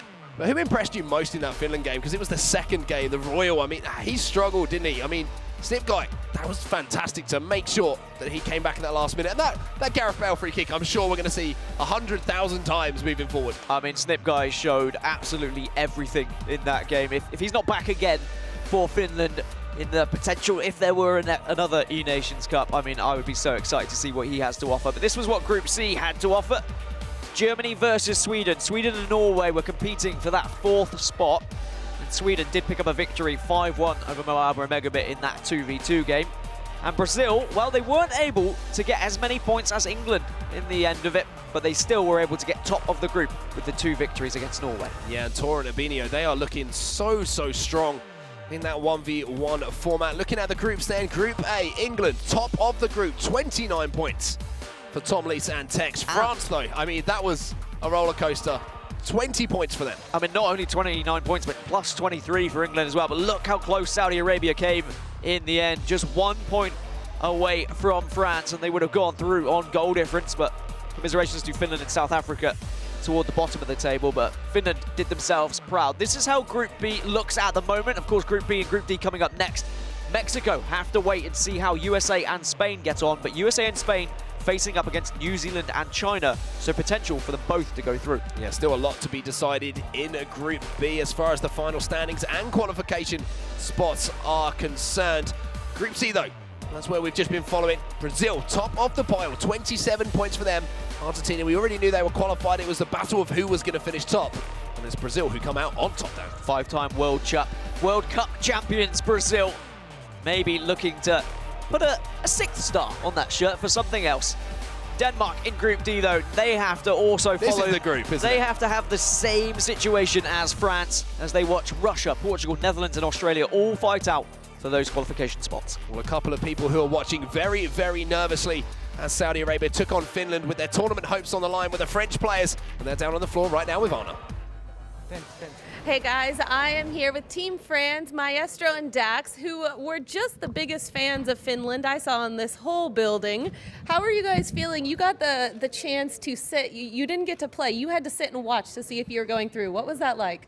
Yeah, I was feeling very tense for watching the game. It was very close to Arabia as well. So yeah, I was very tense, that I say. So, but now I'm happy. It's other tournament beginning now. So yeah, I am very confident with the tournament. So just wait now. Was your heart pumping as you were sitting over there and the goals kept going back and forth? Were you getting a little scared? Yeah, when I wake up this morning, I was very scared and a little bit sad because I know that the quarterfinal is not on my hand, it's not on this hand. So right now we are in quarterfinal. We want just to say thank you to the Finland to help us, and now it's another tournament like Maestro said, and we want to to beat Brazil. It's France-Brazil. It's a legend match. So here we go. Well, there's no need to be sad now. You guys made it through one of the hardest groups here, the group with England. You beat the former champion. What are you looking into for the rest of the tournament? What would you like to do for the rest of the tournament? What are your plans? Of course, win. Just take match by match. So, yeah, now it's Brazil. We just focus on that, and we will see the next. And you are their coach over here. What are you going to be telling them for the remainder of the tournament? Like they said, now it's a new tournament. Maybe we made some mistakes yesterday.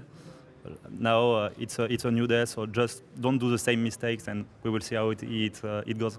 Well, good luck. Thanks, guys. Thanks. Thank you very much, Anna. Great to hear from the French team there, Spencer, and congratulations to them for qualifying. And they look very calm and relaxed there, but during the game, when they were watching, it weren't as calm because it was an epic game we saw, wasn't it? The epic 3 games we saw. Yeah, amazing match, amazing kind of 3-match series of the tournament so far. You've got some of the highlights of it here. And it was a game that was going back and forth. Finland drew first blood with that header there. And remember, Finland, fair play to them, because they weren't actually playing for anything. Yeah, here. very good point. They were trying not to finish bottom of their group, which looked like it was done after the first game of this series. Royal gets back in it there. He needed to win the game, though. A draw would not be enough for him. Finland kept coming. Royal did get on top. And at this point, he probably should have shut the game out. Interestingly, Finland were playing that 3 at the back formation, which he did not want to change. And what I loved about the performance from Finland is he made the Royal come and match him on his own terms. Eventually, the Royal had to switch up 2 or 3 at the back. Yeah. And again, he took the lead here. So he had the lead a couple times, the Royal. He will be annoyed that he's let it sit. Yeah, he won't want to watch this back, will he? It's painful viewing, and it's not just him, of course. Emis Dasari drew the game before that, so it's a team effort, but the Royal will feel partly to blame because he didn't actually win a 1-1 game. And these scenes are incredible, Spencer. Look at it. It must be so hard for them watching on, knowing that they're not affecting the outcome of the game, but the outcome of the game affects them dramatically. And that last goal there was one of the most impressive. We didn't see the build-up in that clip, but it was amazing what he did. And actually, the Royals goal, which made it 5-5 there, started in his back right corner. He went all the way to the other goal in one move and scored, but it was an equaliser. It wasn't enough. He had to win the game. Do you think this might be the sort of the momentum that France need now? You might expect them to kick on because they've had that. It is a break of luck because obviously another team has done them a favour. This might be the sort of turning point they need to kickstart their tournament because there are many people's favourites or one of the favourites going into this tournament. Well, let's remember, okay, they've been in what some people call the group of death. Okay, they've come out of the group of death. Perhaps a little bit lucky, like you say, but they're out of it now. They haven't got to play the guys, England, from that group again, potentially until the final. So now they can look at other teams. They're going to go up against Brazil, who, yes, have been impressive, but only within their own group. You can't really compare the teams in different groups. Now it's a new start. We've seen players many times, or teams, come into a new day and play like a different animal together. That's what France need to do. I think they're right to treat it as a new tournament, and they've got every chance of still winning this tournament. Yeah, so 2 of our groups are done and dusted. Don't forget, we have got round 5 to come for our other 2 groups. If you're just joining us, here's a quick reminder of the rules and regulations for Day 2. Day 2 kicks off with the last round of the group stage, followed by the knockouts. Each knockout game consists of a 1v1 leg on each console, but aggregate scores have no bearing on the result, as each leg is worth 3 points for a win, 1 point for a draw, and 0 points for a loss. If after 2 legs these points are tied, a third deciding 2v2 game will be played. As well as thousands of dollars of prize money up for grabs and the chance of writing history as the first ever FIFA eNations Cup champions, the winning duo will get their hands on a massive 1,500 EA Sports FIFA 19 Global Series points each. Best of luck. So there you go, there's the explainer of how the second and final day works, Spencer. The one thing we take from that is big prizes up for grabs today. Yeah, man, it could be a season changer for a lot of these players who really need those points. Players that are teetering on the edge of the top 60 spots to get in the playoffs. Some of them could even book themselves a spot in the FEWC Grand Final if they secure enough points today. Yeah, and just to illustrate that, we can have a look at the ecosystem as a whole. So here is the EA Sports Global Series ranking points. And Spencer, you can just give us elaborate a little bit on your point you made earlier, just about why this event is so important to the series. Well, it's one of only a couple ways you can get this significant amount of points in one tournament, which is 1,500. Only the FUT Champions Cups, which is the top left of the screen there, and the FIFA Majors allow you to get that. In other events, you can see about 850 perhaps up for grabs. In obviously the Weekend League, you can only get 10. So put it in perspective, it's 150 weekends. Huge That's amount 3 of points. years. A lot of time, yeah. 3 years of Weekend League in one weekend you can win at this event. And there we go. There is confirmation of the point system. 1,500 points up for grabs. And look at the difference. 1,500 at the top, 10 points every weekend on the weekend league. So it's so important. If you get them, 1,500 points is definitely going to secure you a spot in the playoffs. And no one here, there's a few players here with not too many points, but most of them have already got a couple hundred at least. So they're going to be looking around that close to that 2,000 mark if they get 1,500 points. There's 1,800 points are then available in the playoffs. If you're top 16 in the world after the playoffs, you qualify for the FEWC. Yeah, so that is the ecosystem. And as you said, they're all building up for the E-World Cup, huge event. And we can have a look now at the highlights of last year's E-World Cup.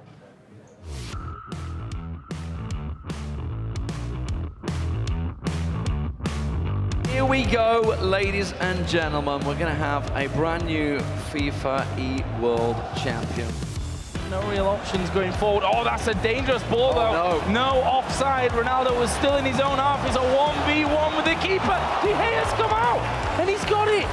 Can you believe it? A golden opportunity for MS Tassari to take the lead. There's a chance. This time he will take it. And Masado Tassari will go 1-0 up against Stefano Pino on the PlayStation. But it is MS Tassari that will score once again in the second half. A big old header coming out from R9. Omri.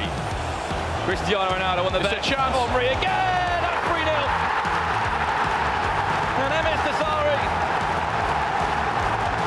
is even closer to becoming a world champion in London. It's safe to say the UK crowd here at the O2 Arena are loving him as well. He's coming again. He wants another one. Suarez into Hullin. Get that name on the trophy. MS Tassari. Signed, sealed and delivered. MS Tassari. $250,000 and your first FIFA E-World Cup champion. History is made in London. Yeah, history was made indeed. Spencer, just give us, let's elaborate on that. MS Tassari, huge win. And just looking at the pictures there and the scenes, it is a massive event, that, isn't it? It's the biggest event in the calendar for FIFA, simple as that. You know, massive crowd down there at the O2 Arena, huge scenes in the final, Tassari coming out on top. That's why it's so big that he's obviously just been knocked out. He's a reigning world champion, but he's not going to be the eNations champion. Yeah. He can still be, he's definitely in the conversation to win the FEWC again this year, though. Doing really well. Obviously had a massive showdown with Tex last week at the FUT Champions Cup, which he won. So, yeah, I mean, he's definitely one of probably 2-3 names that would be favourites to win the FEWC right now. There's plenty of people that could come and change that. Yeah, plenty of people indeed. We can have a look at the tables. So these are, first of all, have a look at the fixtures. So this is Group B. So don't forget there are 2 remaining fixtures within Group B and D still to play. Group A and C is completely done and dusted. So Spain against New Zealand and USA against China, and some key battles within those, Spencer. Well, for New Zealand, these next 3 games are massive. They're big for Spain as well, to be fair, but if New Zealand don't get 3 points in the first game, their chance of qualifying is over. So they need to go gung-ho with Honey Badger going up against Chechu for Spain. Likewise, Spain need the points as well, so Dan's been very, very solid for them so far. I think Buckley's prediction so far is correct. He hasn't lost a game, as he said he wouldn't. And then the USA versus China is big. China can't get out the group. USA can still top it. Dolster's been solid. The Godfather's been rolling back the years. Yeah. Strong player still, so I'm looking forward to seeing how they get on there. Okay, let's have a look at the Group D fixtures. Now, Group D is fascinating because all these teams can still qualify in the last round of fixtures. Don't forget, round 5 is the final round. Yet every single team still mathematically has a chance to qualify. Portugal against Australia and Russia against Netherlands. I mean, massive games. It's just coming down to the last round, which is exactly what you want, really, from a neutral perspective. Great entertainment for the group. Australia got a lot of work to do in a similar sort of position as New Zealand. They need to be winning all their games, but amazingly, despite them being bottom of the group right now, they could still go through. Okay, so those are the fixtures. Let's have a look at the tables. So this is how it stands in Group B. Mexico, 23 points from 12 played, but importantly, Spencer, they're the only team within Group B that have played all of their matches. Yeah, and they could exit the group on 23 points. It's unlikely, but it's definitely possible. You look at the teams that can pick up points. New Zealand can still finish on a maximum of 19 points and get out. Spain obviously can go up to as much as 25 points, as can the USA. So Mexico, just like the French were before, they have to sit back and watch. We're going to see that kind of situation again. What we saw with Saudi Arabia and the drama with Finland and France. We're going to see a lot of teams vicariously supporting other teams. to try and get themselves through. If you think that 5-all was a one-off and team supporting, you are wrong, because there's so many permutations. We're going to see that all over again, so make sure you do stay with us. And here it is, Group D. We spoke about Mexico, still not mathematically through, even though they have accrued such a high amount of points. This is Group D, and likewise, Denmark currently sitting top, Spencer, 17 points from 12 played, but again, not mathematically through. No one through at this stage from Group D. If you remember, we said that France weren't safe on 20 points. We said that Mexico weren't safe on 23. So Denmark were just 17 and the least safe, in theory, in terms of the lack of points they've got. I always thought that you're going to need at least 20 plus points to get out the group. So I'm not convinced Denmark will. It's all going to come down to what happens in these other games, of course. And even Australia have a chance. And just on that note about teams supporting other teams, there was a funny tweet from the Mexico guys towards Honey Badger in the New Zealand camp last night, who's basically saying that, like, you've got free entry and you can stay in any house in Mexico for the rest of your life if you can defeat the guys from Spain and do them a favour. So there's a lot of love. There's already between communications going between the teams. Exactly. Yeah. Okay. Right, a little while ago, I caught up with Kevin De Bruyne. This is interesting, actually, because he had his first ever FIFA Ultimate Team card, and this is what he had to say. Kevin, it's the 10th birthday of FIFA Ultimate Team, and this is brilliant. We've got your FIFA card from 10 years ago. Where do we start? Thoughts on this card? I feel old now.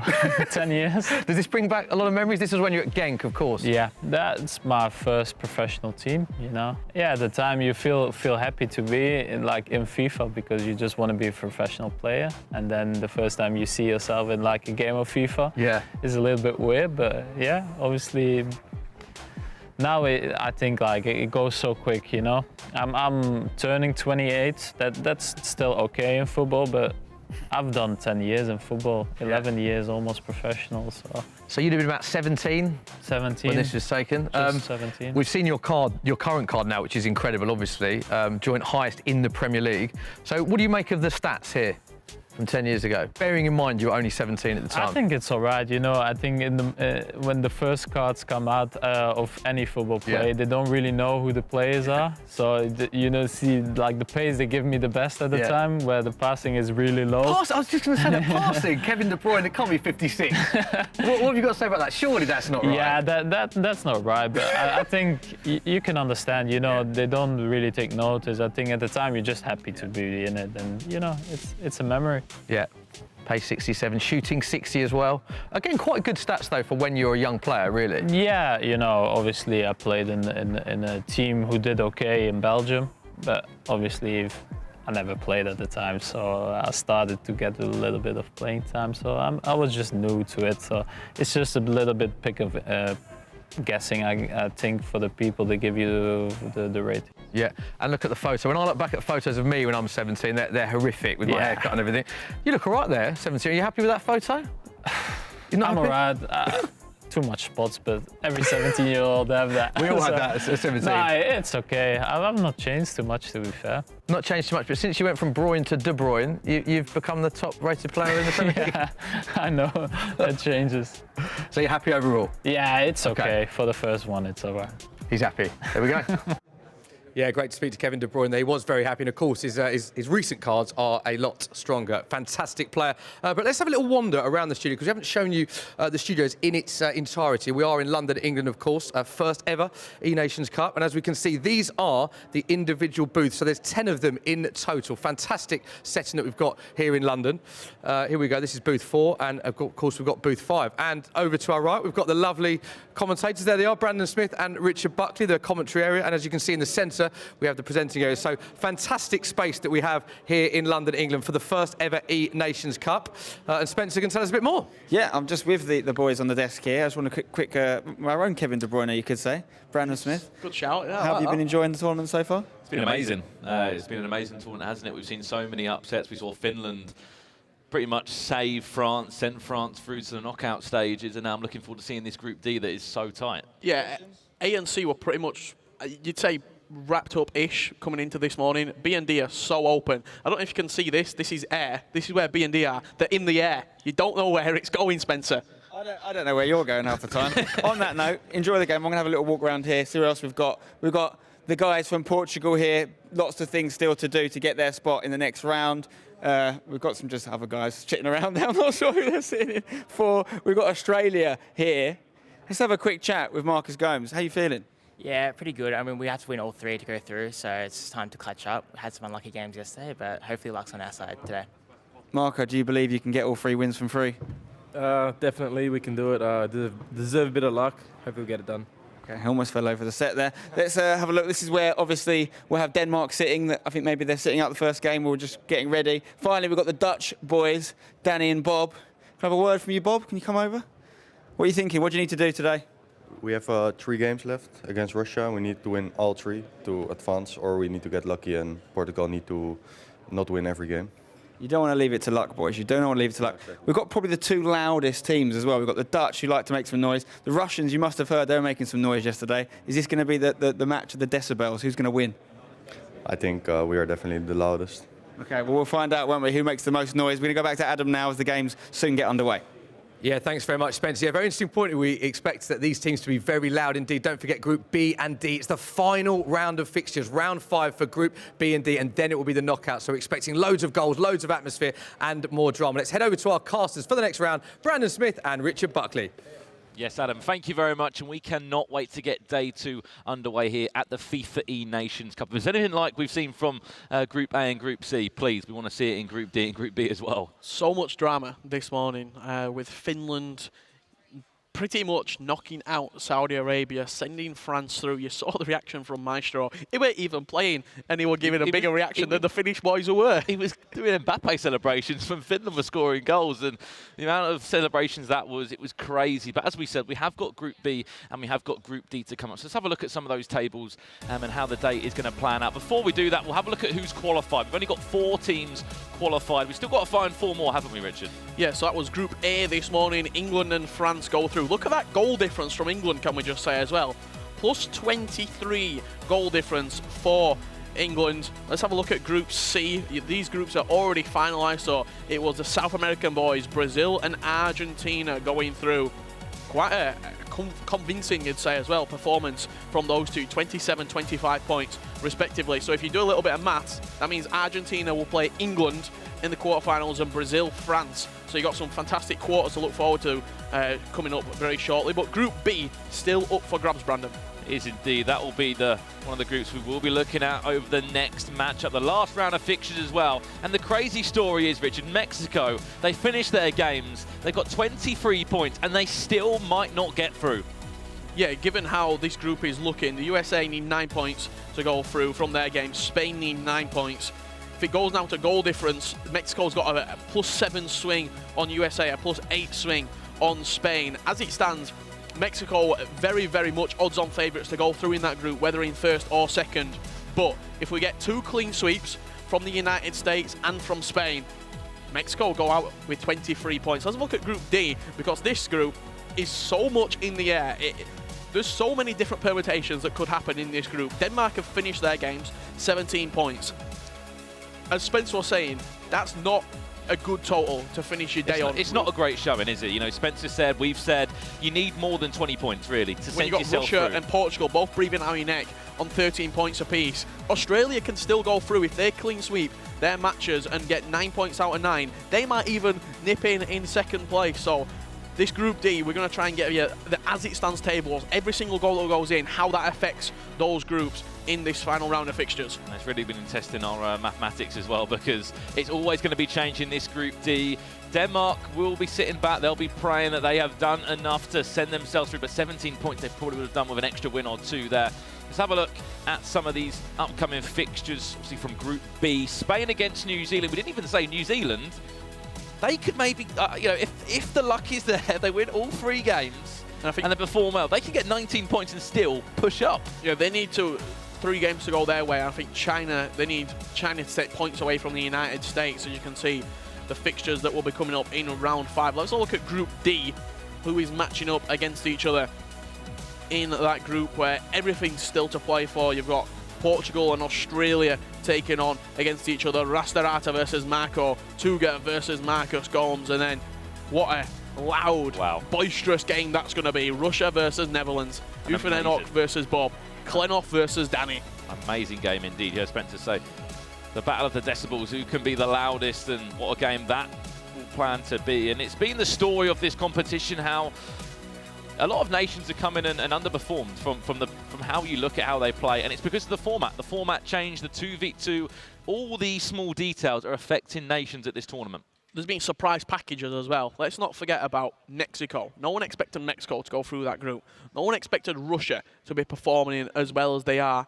Surprises have sort of thrown these groups, Group B and Group D, into turmoil. Group A, pretty standard.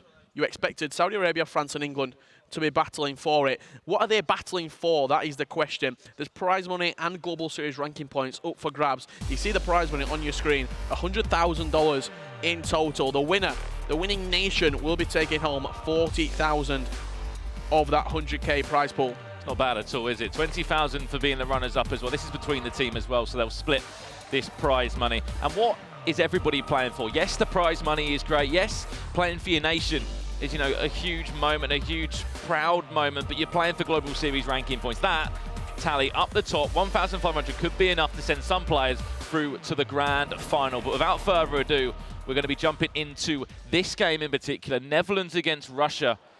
And what do we make of this one? Well, whoever gets, if the Netherlands get 9 points, they go through. It's as simple as that. They have to win all 3 fixtures in this upcoming round 5 group stage matchup, whereas Russia, if they can just carry on doing what they're doing yesterday, surprising people, they might go through. They're very loud. They're quite aggressive in some of their celebrations. Especially that game against Australia we saw, didn't we, Russia? Already in Group B, we've seen a few goals flying in, and I'll tell you what, a little bit against the script, you'd say. New Zealand 1-0 up against Spain, and China 1-0 up against the United States. It's early doors. Wow. But is the New Zealand miracle potentially on the cards? Well, you never know. Let's go over and have a look at that goal. New Zealand, I said they needed to win every game and hope China can pick up points against the USA. In it comes Cristiano Ronaldo in the air. That's Honey Badger, 1-0 up over in this game. China 1-0 up as well. They've slept on their performances last night. Did not pick up many points at all with the Chinese duo. There we go, a huge reaction as well from them, as we've seen throughout all of this tournament as of yet. This is another game, Portugal against Australia. This is in that Group D as well, where anybody can go through, it seems, at the moment. That's Rastarata up against Marco in the first game. As always, we play our PlayStation leg first, then we go over to Xbox, then a 2v2 matchup. If you have just joined us, this is the FIFA eNations Cup. This is day number 2 of the competition. By the end of play, we will be crowning a champion. We said we're going to keep you updated for the groups B and D, updating as it goes through. Goals start going in. As it stands, that table on your left-hand side of the screen, it'll be constantly getting updated, the latest scores as they are going in from around the grounds. Let's have a look at Group D as it stands as well. Denmark still top, all games played. They can't do anything else to adjust that. 17 points is their final total. Portugal now 2-0 up against Australia, 16 points. They will be going through. We have got 2 more fixtures left to play in round 5. The biggest talking point, sorry to interrupt, has been that it's a different day. It's a different day of the competition. We're going to see different performances out of people like France. We've said about this already. The fact that France have been pulled back into the knockout stages now, they can be deadly. By the skin of the teeth as well. Sometimes when you have a close shave like that, it can really spur you on. What am I seeing, man? It's a frustrated Marco there. He's 2-0 down. 5 draws they picked up yesterday, did Australia. Only 1 win as well. 8 points to their name. They need to win games. And unfortunately, it's not going that way. After just 12 minutes, they find themselves 2-0 down against Portugal.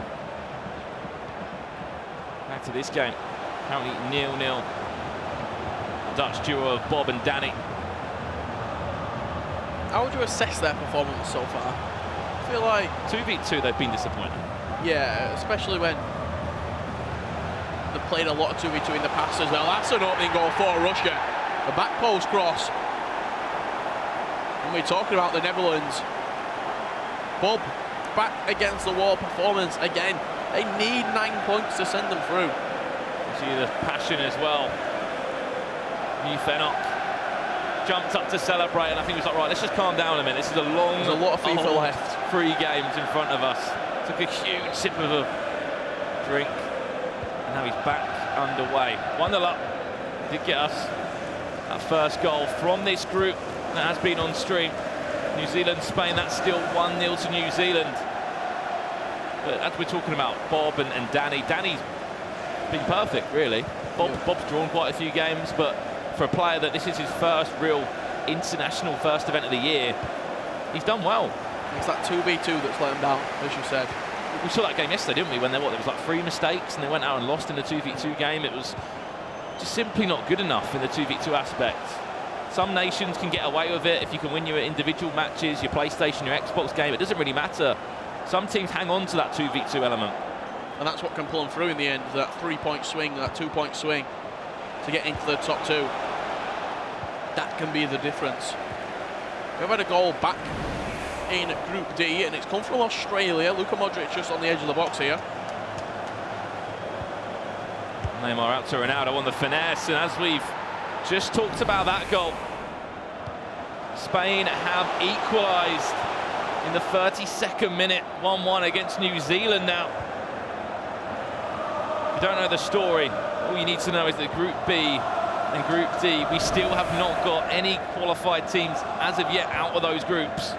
We'll start to get a clearer picture of these groups, who's going through, when round 1 of fixtures, maybe round 2 of fixtures has been finalised. That's when we'll be able to start to see the front runners, who's going through. 4 cricketters there in a row. Mufenok bringing this corner in now as far as the edge of the box for Kylian. Mbappe outside the boom, and it's in as well. Once again, a calm celebration. Everybody just saying, let's calm it down for Russia. Outside of the right boot, effortless from Mbappe. He just stroked that into the back of the net. Was it 2 minutes ago? Bob was speaking to Spencer. We have to win all our games. We have to get 9 points. We have to get 3 wins. And I like to see this. Making a change right now. You're 2-0 down. Something's got to give. It looks like they were playing. You're playing on balance there.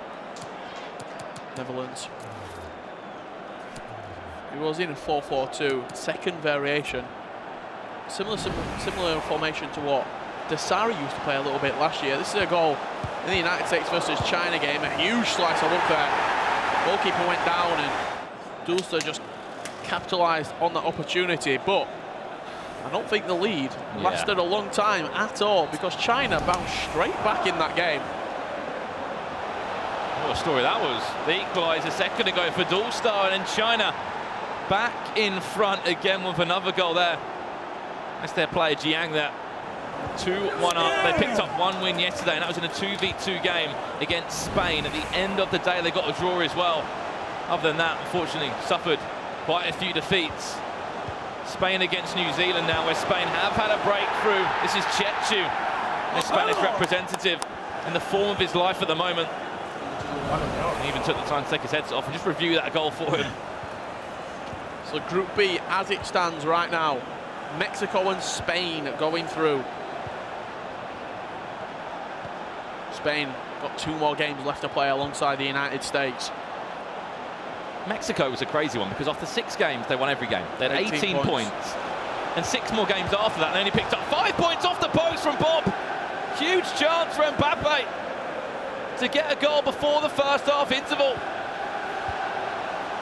Speaking of which, though, 17 points from Denmark. We pointed out enough of the time. The maximum points you get was 36. Obviously, no team probably is expected to do that. 25 points, or at least above 20. 17 isn't really a good showing. They got 17 points. If my math's correct, they've dropped 19 points there in that group stage. Which, if you're dropping 19 points, just simply not good enough. I don't see that being a big enough tally to go through at all, especially with Russia now 1 point breathing down the neck, Portugal 1 point breathing down the neck with games left to play. They will win a corner rush. It'll be the last attack of the half. What Denmark need is these to be draws. They need points to be shared. Front post flick. Oh, no, it's worse. It's got a lot worse for the Netherlands. I think it went through the hands of David De Gea. And now Russia find themselves 3-0 up. I'm sure they won't want to be seeing Johan Cruyff enjoying that celebration. Dutchman in Russia colours. Oh, and it's just a goalkeeping howler from De Gea. It's a terrible goal to concede that. I think Marcelo, it's Ruud Gullit actually, I just saw the hair at the near post. He's gone to head it away and he's just flicked it over the goalkeeper's head in one swift motion. And has put Netherlands in a massive ditch right now. 3-goal deficit to try and get back. See Danny in the back of the picture there. Does he want to look at the screen? Does not want to look at what's happening right now. Coach Bass needs some kind of game plan to pull this out the bag. Don't need a game plan, he needs a miracle. 3-0 down. It's not been good at all. Just looking at that Group D and a little bit more of a breakdown of exactly what's been happening. You know, we spoke about 17 points for Denmark. They lost 3 games. They won 4. They drew 5 of them. Not a great showing there. I think Houston lost the game. He still won more, though, on the Xbox. In reality, when you look at it, Brazil picked up 27 points. Argentina, 25. And they got the job done yesterday as well, Richard. Group A, England, 29 points. France went through on 20.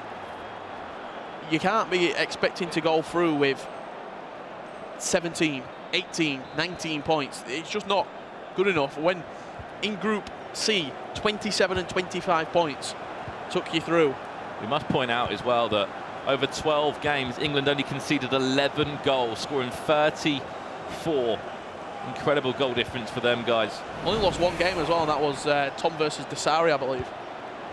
That's been another goal in this game. Portugal against Australia, and it's the equaliser for Australia. Marco is 2-0 down within 12 minutes. What a performance there for him. That's only, as we keep saying, it's one-legged matchups.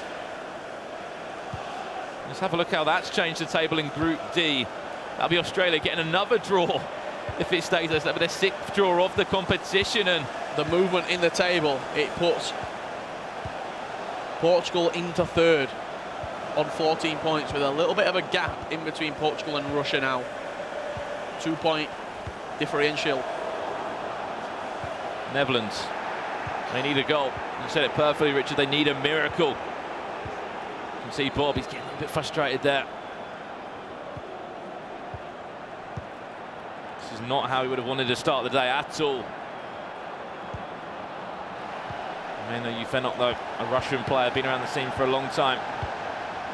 With the multiple FIWCs. Look at this, it could be 4-0 to the back post. Mbappe is there, what's a save? Needed to make that save, a little bit of goalkeeper movement as well. Yeah, fantastic goalkeeper movement, moving to the left, and the rush shot just angled it straight to the goalkeeper where he was. We've had a big couple of goals in Group B and in Group D. Oh, it's a mistake at the back. As soon as this ball goes dead, we'll show you those goals. Let's have a look at them now, actually. It was in Group B, this one. United States versus China. The United States and Dulster getting a massive goal back on track in their quest to go through alongside Mexico. Another game, Richard. Australia with a remarkable turnaround. Australia 3-2 up now. We're 2-0 down. We've joined again. Netherlands have got themselves a goal back as well when we were away. The curse continues. It does. Modric to the back post. Neymar was there. There's 30 minutes left. It's a long time. 30 minutes is a long time in one game of FIFA. He's gone into a 4-4-2. I can see that he's gone very attacking with his custom tactics that he's using right now. Let's have a look at that goal that's put Marco in a winning position. I want to see this reaction from him as that bounces in off the bar. Not a bad finish, is it? Bar and just over the line. Goal line technology wasn't needed there. Cristiano Ronaldo the scorer. And what a turnaround for Marco. 12 minutes in, he was 2-0 down. Now he's 3-2 up. You talk about a one-legged game. That's how you turn a game around.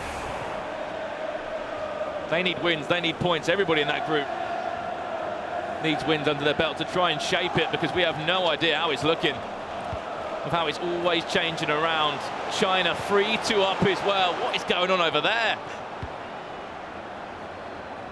I thought that Finland game was crazy enough today, but they looked lost yesterday. They didn't know where they were going, did China? The last game of the day, they turned up a little bit. That's not what's happened there. Maldini just pushed away by Ronaldo and then barring in again from Cristiano Ronaldo. I think they're waiting for the goal line technology. I think they're waiting for it's a goal. And they're 3-2 up as well. Yeah, Maldini did get pushed off the post from Ufenok. End-to-end FIFA everywhere we look here. Goals flying in, chances being missed. Russia coming forward again, this time Cruyff inside to Ronaldo. Huge save, De Gea. And Portugal have just answered back against Australia. From the spot, 12 yards out. Rastarata makes no mistake. And what a game we've got over there. So many goals in this first round of fixtures. And you're hearing screams flying out here from London. And you're hearing that scream because China are 4-2 up in their game against Dulster from the United States. And you look around at all the nations that are here and how teams have gone out and how they've been deflated, how they haven't looked motivated to play. China, their team spirit is incredible here yesterday. They won their last 2v2 game of the day and they went absolutely crazy. So proud for them to represent their nation. Here's that goal now from the edge of the box from R9. Not bad at all, eh? And we can see the reaction as well, insane. It's an equaliser from the Kiwis. New Zealand cut inside, Eusebio near post, smashed it home. I don't know if we can. Let's have a look at that as it stands from Group B, because I think if China get that result against the United States, that will pretty much put Mexico through. It will go down to goal difference. The maximum amount of points to be able to get is 6. They need 7 points to go through. So if China can hold on to that victory against the United States, that would send Mexico through, certainly, in 1 or 2. That is as it stands right now. Lots of movement. China looking to get their second win of the competition. Yeah, if China win, Mexico go through. That'll be massive for Mexico after we keep on saying they won 6 games in a row to kick things off, and then it just went, I'd say, downhill from there, but they didn't perform in the same way. You saw that goal from Honey Badger a second ago, turn round to the Spanish players, just 2 boosts behind them, and enjoyed that goal. New Zealand, that'll be a point for them. That'll move them to 10 points. Ideally, they'd love to win that game. We'll put them on 13, and we'll just keep on adding pressure to the rest of that group. Tell you what, China have gone 5-2 up against the United States. And I think, as that result stands right now, New Zealand, if they win their game against Spain, the miracle could still be on the cards potentially for them.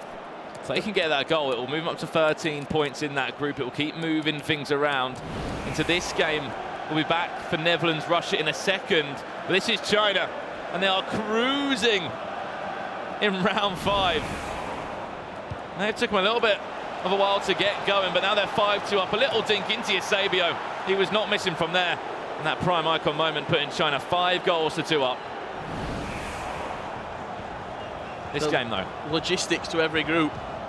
We'll try and give you the who's out, who's in, after each round of fixtures has concluded. Going to fall back to Hullet. Can Netherlands take this opportunity? De Gea's off his line. You see him sometimes parry them ones. Let's get the advantage, otherwise it would have been a free kick for him. Have they left it too late to pull back a comeback? 2 goals in 6 minutes or so. We've seen it happen before, don't get me wrong, but against Russia, who have been very good attacking as well. Ufenok has been a standout player for these guys. I'm sure he's just going to try and see out this game as well. Spain-New Zealand has finished 2-2. And China are now 6-2 up against the United States. I saw Dulster, he changed formation to a 3 at the back. Netherlands with a chance. It's not been his day, has it, Bob? You see a shake of the head in the back from Danny and Bass. The thing about this is now, Richard, is that adds pressure onto Danny, because massive pressure, yeah. This group will keep on moving around, keep on changing. Because as it stands, Portugal and Australia are still drawing 3 apiece, so they're going to share points. Indicated there will be a minimum of 2 minutes. A bit of a guessing game for a lot of these teams in Group D. There was a huge chance in the end. This game's been finished. Added time of 2 minutes. Oh, that was the chance for New Zealand. Imagine if that went in. Everyone on the feet. Oh, no, that would have been a huge chance for them. You saw Wes Tanser behind him, the coach New Zealand. He was up on his feet. Russia, they've got the job done in their first game. 3 more points on the board for Russia. That's Russia. Even closer to getting one of those top 2 spots. 4-1 victory. I've just seen a big, big goal. Also in Group D. Portugal versus Australia. What a turnaround from Marco. Not again. He was 2-0 down. I keep saying it in 12 minutes. Went 3-2 up, then conceded. And this was his chance to go 4-3 up. He's done exactly that with Pele. Come on! Can he hold on to it? They picked up far too many draws in their opinion. They need more wins. Just tell him to calm down there. In the last 12 minutes. It's been a bit of a rocky ride for Portugal, to be honest, hasn't it? It's been the most cleanest of games. You have full time for Netherlands and Russia. Russia pick up 3 points against the Netherlands there. 12 minutes left in the game between Portugal and Australia. We'll finish this game off. This is live coverage right now. You can see the formation change coming out from Portugal. 3-4-2-1 in action. What result in the end? China 6-2 winners against USA. Their second win of the competition, their first win on a 1v1 basis as well. Coming for Jiang. 6 shots from China, 6 goals. Perfect performance. Everything they touched turned to gold, quite literally. And they picked up 3 more points there. Of course, they can't get through, but they can at least certainly hamper and terrorize other teams in their group. They can adjust and really send teams out like Finland did against Saudi Arabia if they can snatch points from other players. The reason this group is so tight is because there's been so many draws. Yep. You look at Australia, I keep pointing out they got 5 draws yesterday. That messed up everything else. It moved so many other groups around. Look at Denmark, they picked up draws as well. Denmark 5 draws. The Netherlands 4 draws. Everyone else got 4 draws. That's why this group is so tight. Australia though, can they hold on to this? There's been 7 goals in this game. This is Marco against Rasta Arta. Here at the FIFA eNations Cup. This is your Championship Sunday. By the end of play today, someone will be crowned the first ever eNations Cup champion. A nation will be. They'll pick up $40,000. Oh, off the bar and in! Rasta Arta leaving it late and scoring one hell of a finish with the Portuguese icon. It took my breath away. Rolled it into his feet. First time finesse shot. Past the goalkeeper. Van der Sar left rooted to the spot. 3 at the back, that's why. Made an attacking change for Rasta. Now back into that 4-2-3-1. Go for an extra goal or just see out this game as a draw. You can see both players' perspective, their POVs.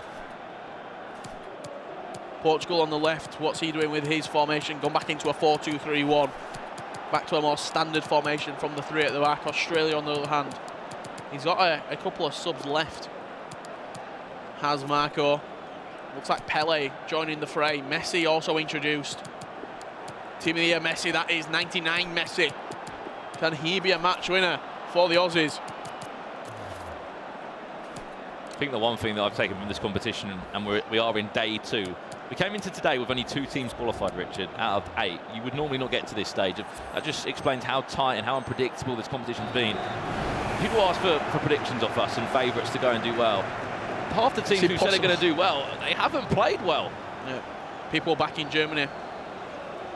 You know exactly how that went. Unfortunately for them, they will go out the competition in the group stages. France got through by the skin of the teeth. Has not been an easy ride, and again, the competition levels are through the roof here in London. Messi introduced for the last few minutes for Australia. Pele now into Messi. Can he be a match winner? Pele! Oh, that was the chance. Great save from Thibaut Courtois. Huge save from the big Belgian. And if Portugal can go down the other end and snatch a winner.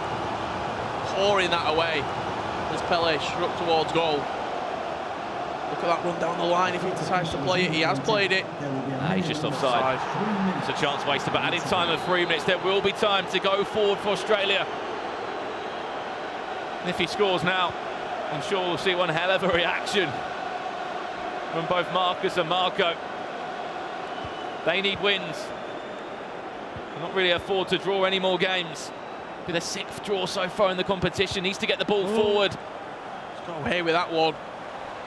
Down the line to Messi, who is fresh, expecting to cut inside. Oh, went for the accelerated fake shot. And that is going to be a full-time result of 4-4 in the end. 2-0 up, he was Rastarata to a 4-4 scoreline. And another draw for Australia. Another draw for Group D, Richard. Yeah. Too many draws.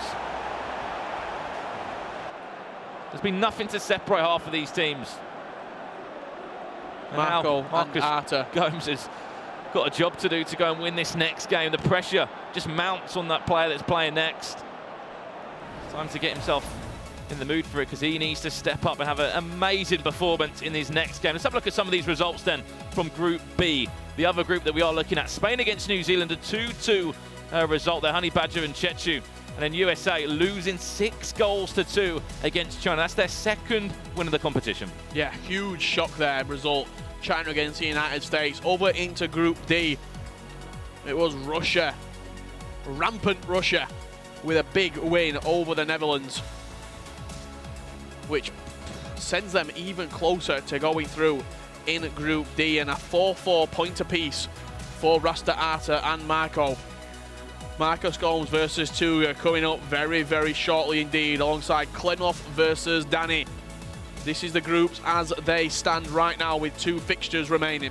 That's the big news, the important news. Mexico have done enough. Mexico have qualified. There was worries over them. With 23 points as well, you'd expect them to be going through. They are now through because of how the results have gone. Did the job in the first 2 matches that they played. 18 points out of 18 after 6 games played. But then have to just pick up a couple more draws, a couple more wins throughout that journey. 23 sends them through into Group D. All up for grabs still. The Netherlands, Portugal, Australia, Russia and Denmark.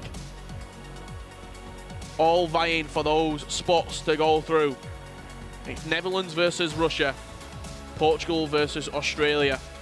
Keep saying it's been called Group D for a reason. It's been the group full of draws at this moment in time. We're going to go over to a game now, though. Australia can't actually go through. 9 points.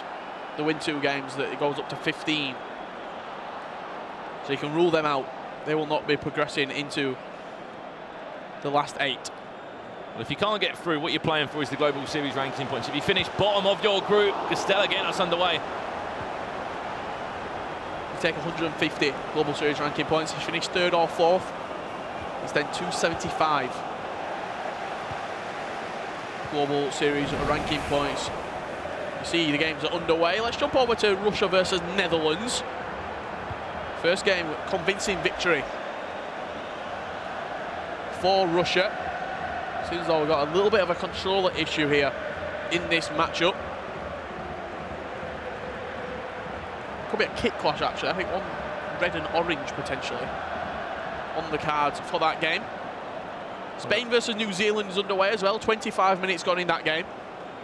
So it was Russia that had the last laugh just a second or 2 ago against Bob. Danny, we know how much of a vocal character he is when he plays competitive FIFA and how loud he can get. And how proud he is obviously to represent his nation or his club in Ajax. He's done so much for as well.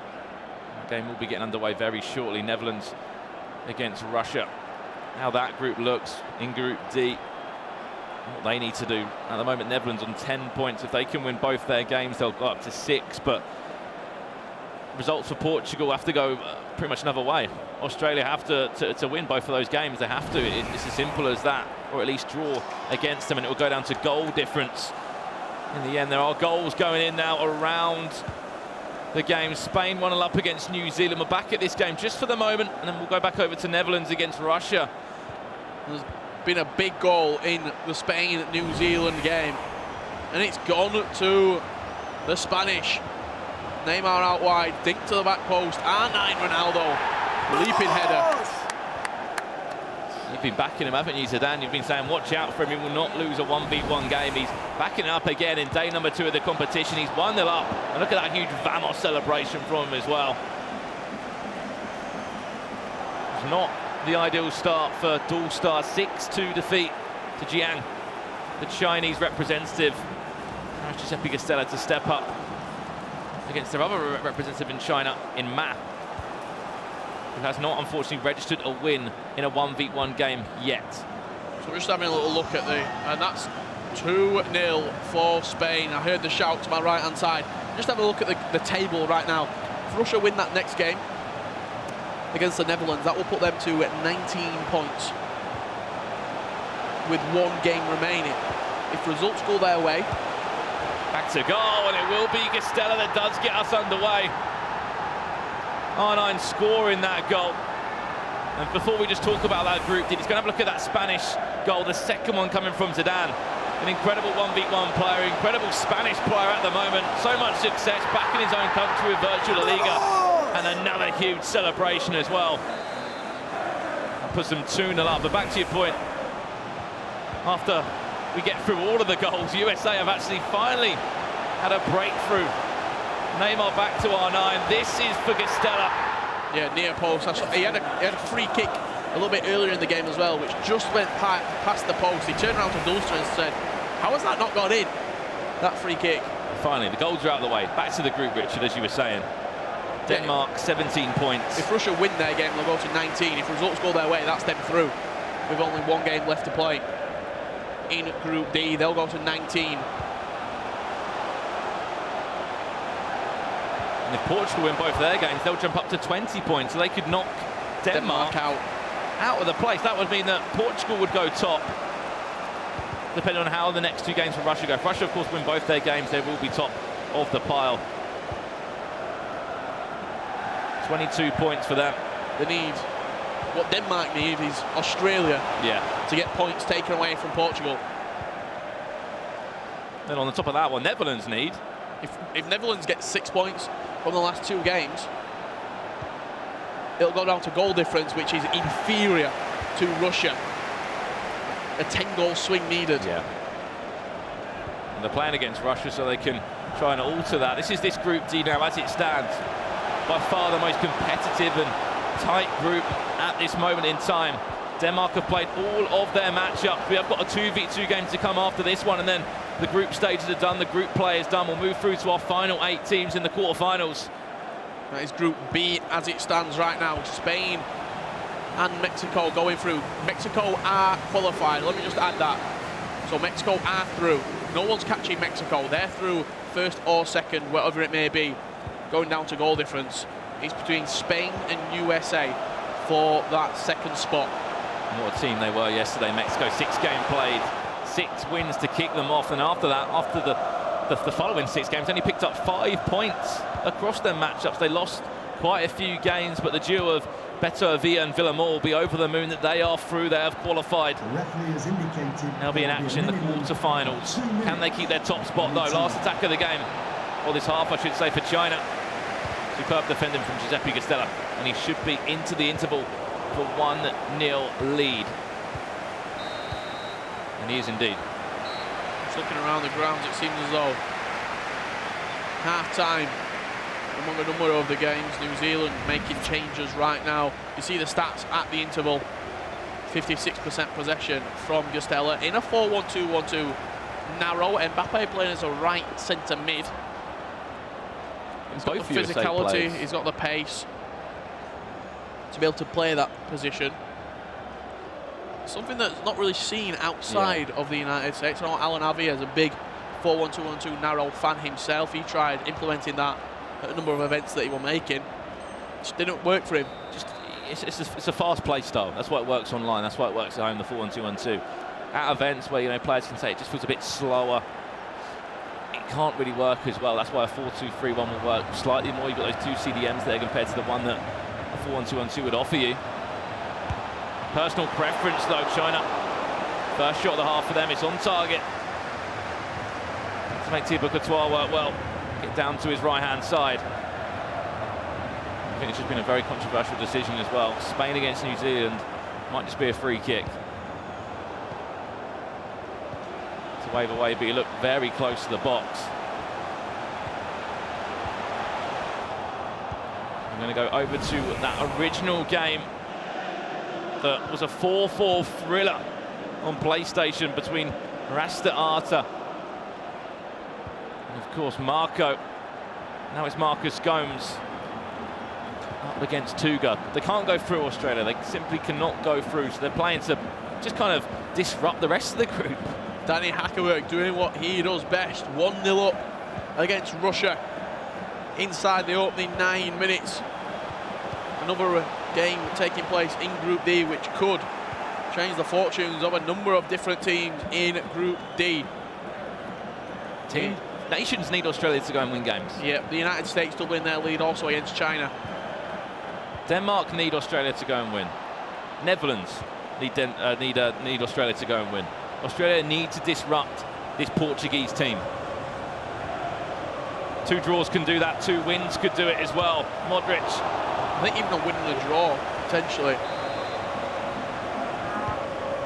Comes that cross towards the front post, falls kindly back to Cristiano Ronaldo. A fake shot for him, still in possession. This is Marcus Gomes. You got to note of how that game ends in the end. And he just got underway. This one, though, you mentioned Danny Hackerberg, Richard, 1-0 up. He got underway after a small controller issue, or maybe the kit. He's in? He's through. Unfortunately, it's not going to be a Van Persie-esque salmon header. He went for the first-time header. I'm wondering if he knew the ball was going to run away from him. That's why he didn't try taking it down. So it looked like he was certainly in on goal. What a ball as well from Danny. Back to front in one move right there. Hasn't dropped a game yet, Danny. His 1v1 matchups, edge of the box. Neymar this time, can he delay it? Great feet from him. Falls nearly kindly back to Mbappe. Chance to breathe for Russia. This is Klenov, their representative on the Xbox. No Global Series ranking points to his name, unfortunately. Instead, just immense pride representing his nation. Tries to pull away for his man. Will win a free kick just outside the edge of the box. How many people live in Russia? And these are the 2 representing that nation right now. If that's not an extra 10-15% to kind of spur you on into the knockouts. How many people live in China? Them 2 players. The entirety of the United States, it's Gastella and Dulster. They're the 2 representing. And it was Gastella doubling his lead, little turn of the ball, and fired into the back of the net. Dulster needs to hype him up because, unfortunately, he couldn't get the performance done. Lost in the end 6-2. Not a brilliant start for Dulster. New Zealand did get a goal back, airborne, snatching that one. See Honeybadger just trying to give him a few words of wisdom there. Try and pull him into this game. Back to the point of, representing your nation. It's a huge honour. It's a huge pride for a number of these players. The world is watching. As simple as that. It's a global game, really. We've seen the stand-up performances from Brazil, from England, from Argentina, and another nation that need a result, need a win. Zidane will score again. 3-1 up now. He's been full of emotion since he's kicked off this matchup today. Came into the studios even before the stream started. I saw Spain playing 2v2 matchups in the player lounge. Just warming up, just getting ready for what today might hold. Neymar into CR7, across the box, near post, driven low. That goal caught me by surprise there. A shout from the Spaniards. Klenov, Croqueta, nearly into a shot instead of like a pass to De Gea. Still had to dive to his right and collect it.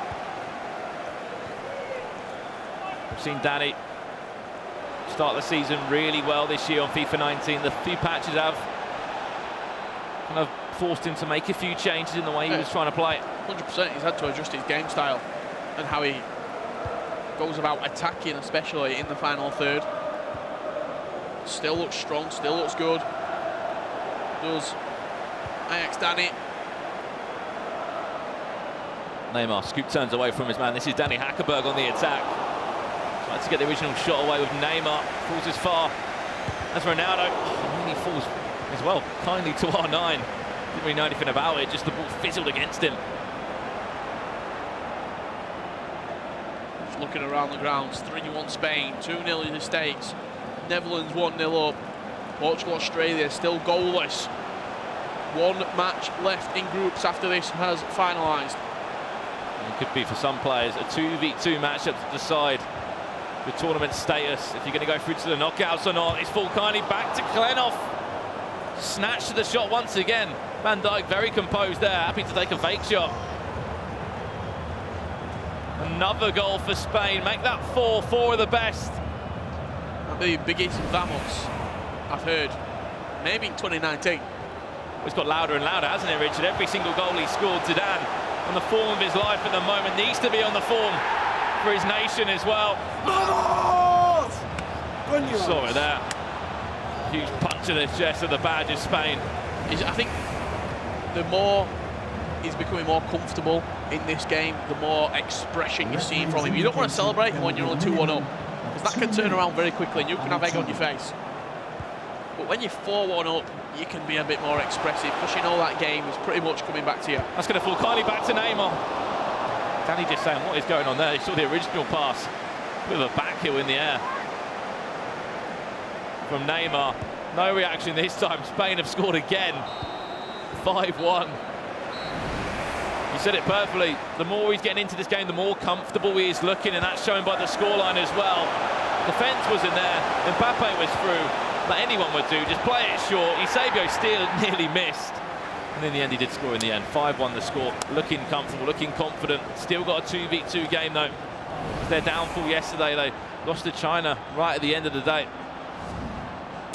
That game going into the final stages over there. We've just hit half-time. Russia, Netherlands. Let's have a look at the goal that is separating two sides at half-time here. It was the Netherlands taking the lead. Modric on the edge, just played into R9. First time finesse shot. That 5-star weak foot, you can see the worth in him. Such an unpredictable player to defend against as well. You've got a vast amount of points on Ultimate Team, and you can find one on the market, get that purchased. R9. So good going forward, and that prime icon moment is just ensured he needs to be in every single team if he wasn't already. Neymar, great feet from him. This is a huge opportunity there for Danny. That would have been a flare finish for him. Yeah, nice little Balassi flick inside the box there as well. Looking to set up for the volley. Does it a lot, he'll dink the ball into his players. Danny, instead of just playing a normal pass, he'll do a little chip, isn't it? Yeah, into the player. Yeah, I was just watching that attack there. I saw him open on the right-hand side there, just at the back post. Watch him peeling away. There it is. Klenov now! The goalkeeper was moved, and he moved with the shot. It was a gaping goal if he just put it in the right bottom corner, but he thought otherwise.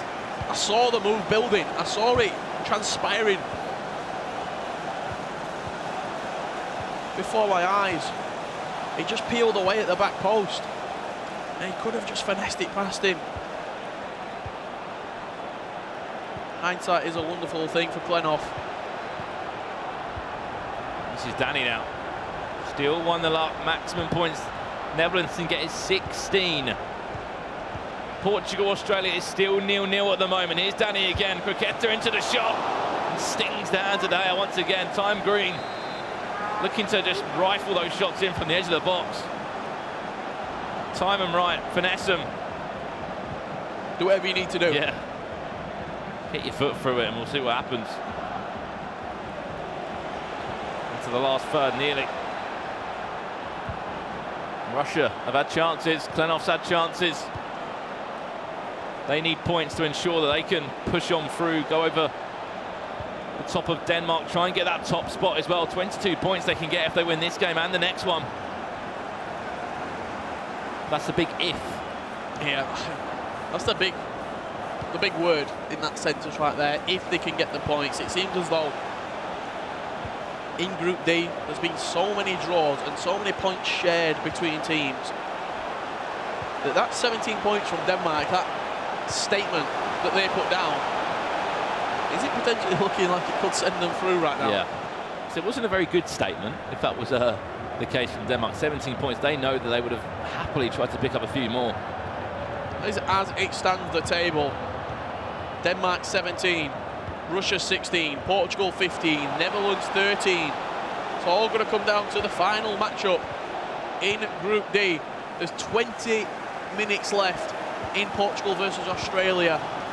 We're pretty much in the exact same minute in these two games in Group D. Klenov could be through it if he didn't run into Ruud Gullit. It does give away a free kick, Danny. This is R9 over it from 28 yards out, surely not a direct shot. Haven't seen too many of them. The only one we saw was from Finland earlier today with Gareth Bale. Neymar runs over, I'm sure Hullet might as well. Played short to Mbappe. Is he going to do the Frenchman? Team of the year for item that everybody seems to love at the moment. Back to goal, maybe delayed it slightly too much. Everybody's back for Danny. Everybody's back for the Netherlands. Defending for their life. And that Group D, now for Russia.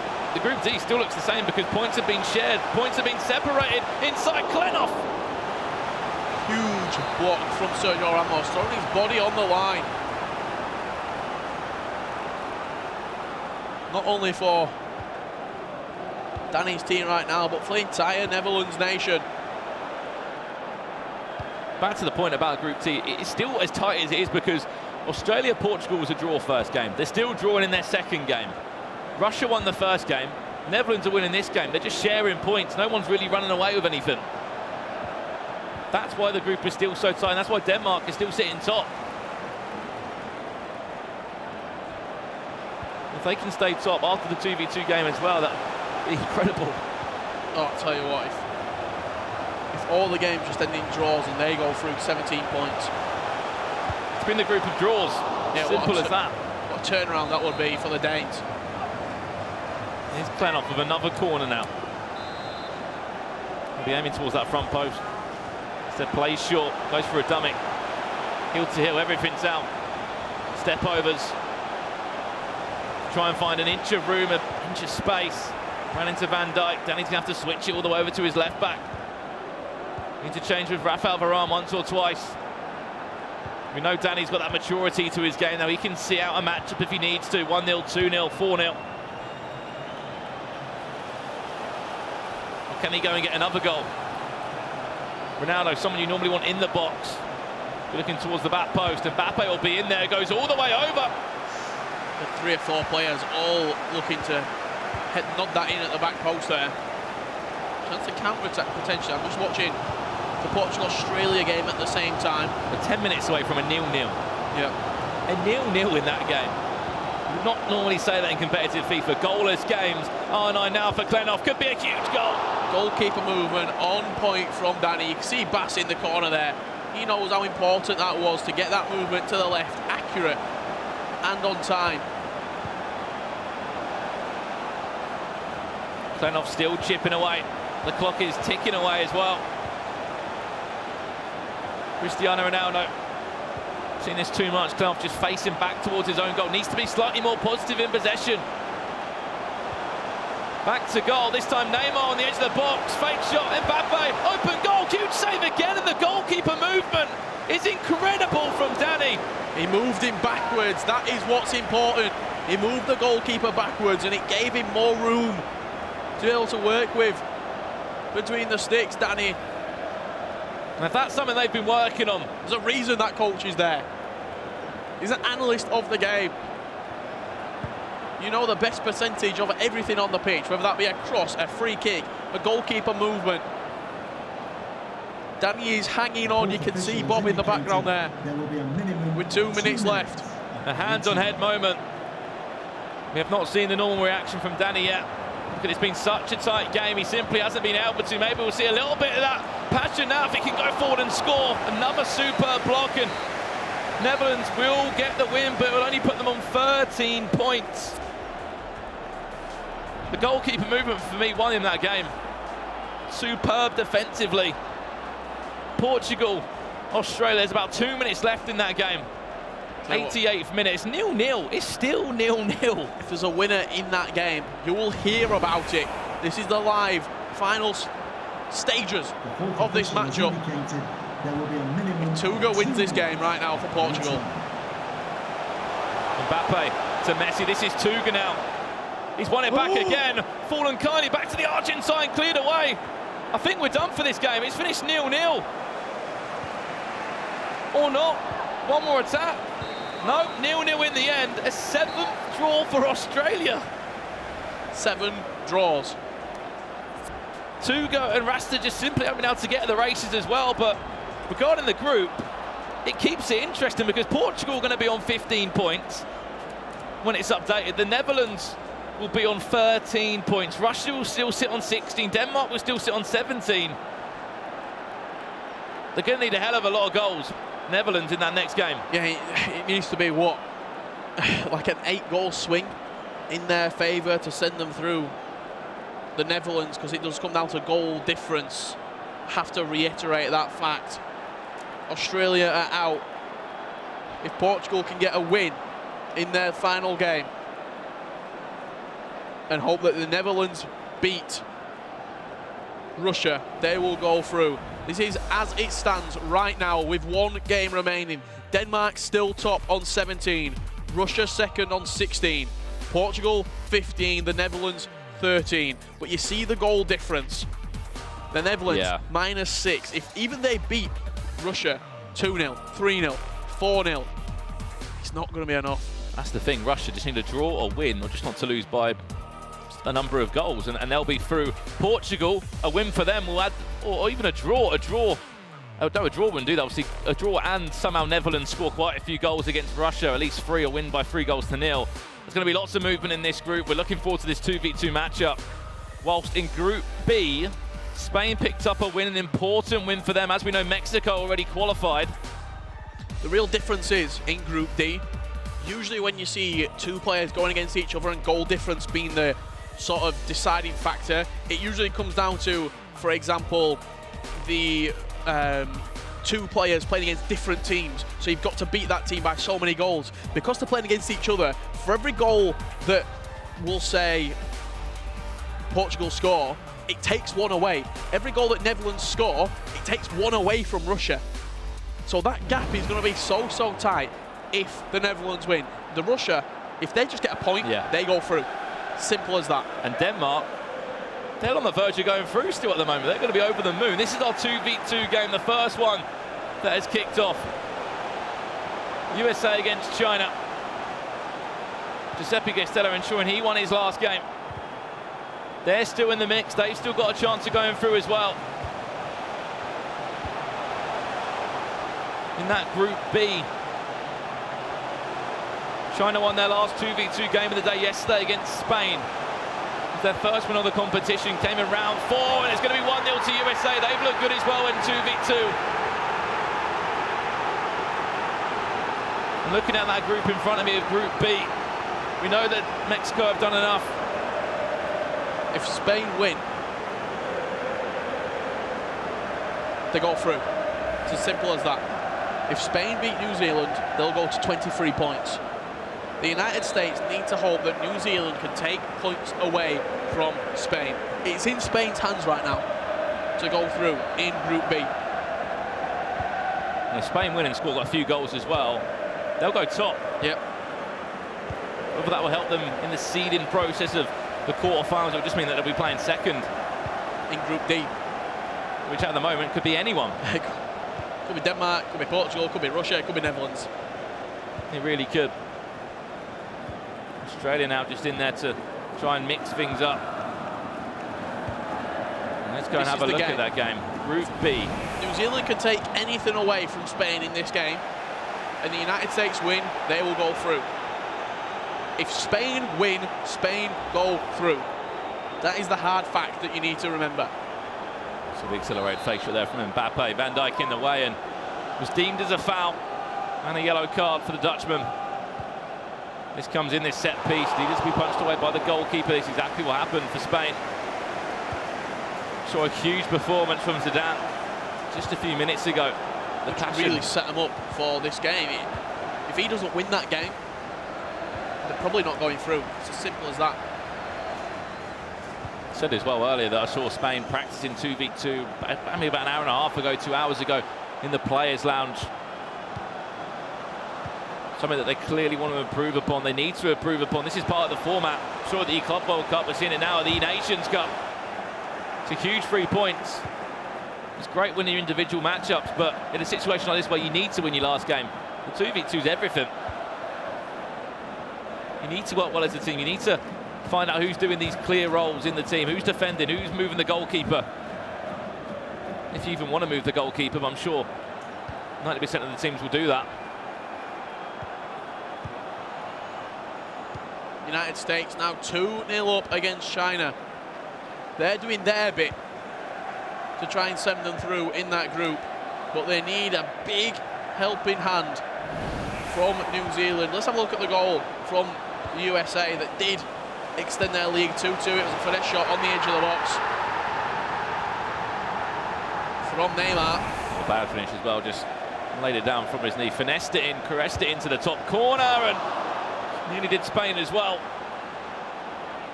Fortunately, Mbappe just puts that one slightly wide of the left-hand post. Huge chance for him, a huge opportunity. For the Spaniards to go 1-0 up. I'm sure you can see a face in between those two chairs. Alfonso Ramos, two-time world champion. Not a bad coach to have, is it? He knows the thing about winning. In big games, in big matches, that experience, that knowledge. Can it be enough to take them through? Is invaluable. You can't put a price on that. The official Spanish coach, Alfonso Ramos, for competitive FIFA. You just see as well on the face cam, look how close Chechu is to the TV compared to the dams. Zidane can just still about see the screen. Personal preference as always when playing that 2v2. Still 0-0 in this game, nearly 30 minutes played. Cricketer or two for Muller. Trying to dance through that defence there was Ruud Gullit. This game, nip and tuck right now. A third has finished already. This is as it stands right now in this group. The USA will go through. Spain have to win to go through. It's changing, it's dropping, it's always moving, this Group B. It's in Spain's hands. If Spain win the game, Spain will go through. 23 points to Spain. If they score an extra few goals on top as well, they could even go top of the pile in that Group B. But for them, it would just be getting through, it would just be qualifying for the last 8. As a nation, it's kind of what you expect from Spain. You make it out to the knockouts. See how dominant they've been in huge footballing competitions. Euro, World Cup, Euro for Spain between 2008 and 2012. We're looking to follow that similar fashion on the virtual pitch as well. It's been a rocky road. It's been a rocky road for every nation other than, as we said, England, Argentina and Brazil. They got the job done early. And England by far scoring the most goals, conceding the least in that duo there. Some interesting matchups as well. We've looked at some of them. It's going to be England against Argentina. One of the quarterfinals. France-Brazil also. There's another quarterfinal. We'll know the full quarterfinal bracket after this game of FIFA has concluded from Group B and Group D. Speaking of which, Group D is about to kick off. Russia against Netherlands, Portugal against Australia, and you can't see it from your at home, but currently in box number 9, in the booth number 9, where Denmark would have been playing their games. The team of Denmark is sitting in there. They're going to be watching all the action unfold because they're going to be praying, have we done enough to send ourselves through? Don't know every single permutation that can put them through. On goal difference, on points, on draws, or whatever it may be. They'll be watching. They'll just be praying exactly like France did. Cheering whichever team they need to on half-time in this game. Haven't seen a goal, unfortunately, registered yet. Not good enough so far for Spain to send them through. With the United States beating China currently 2-0. New Zealand are doing enough to hamper Spain's progression in the FIFA eNations Cup. It's as simple as this as well. Portugal can go and get a win against Australia, and Russia can win their game. That will mean that Denmark will drop down to 3rd place, and it will not be enough to send themselves into the knockouts. 17 points, we questioned it. We said, is it going to be enough? But we've seen 2 draws in a row, a 4-4 and a 0-0 from Australia and I'll tell you Portugal. What, China right now are potentially throwing a massive spanner in the works because they've just scored against the United States. If they can get anything out of that game versus USA, That completely changes the dynamic once again in Group B. Well, before Jiang picked up his first 1v1 victory on PlayStation, their win only came from 2v2, and it was against Spain. So if they could go and get a goal back, they've got plenty of time to do so. They'll just continue to make things more difficult for all the nations in Group B. This is how it's looking. As we know, Mexico are definitely through. That's the 5th qualified team, alongside France, England, Argentina and Brazil.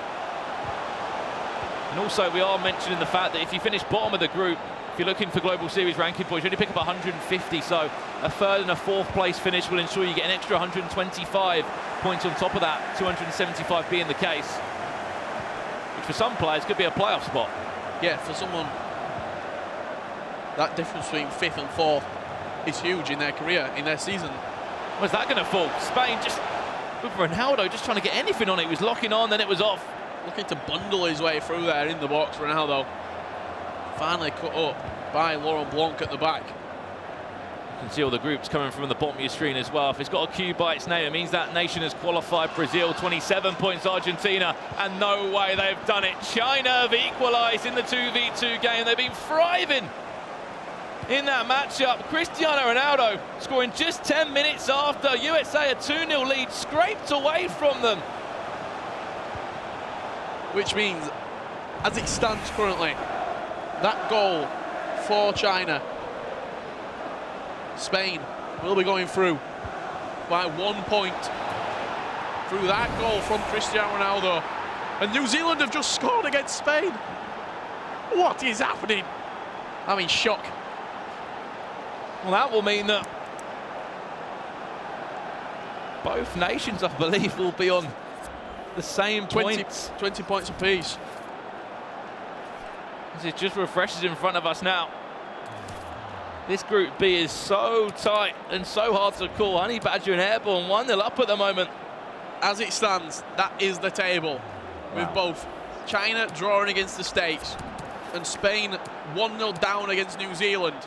Spain will be going through on goal difference, but you can't rely on the United States versus China result going your way. You have to take the incentive yourself.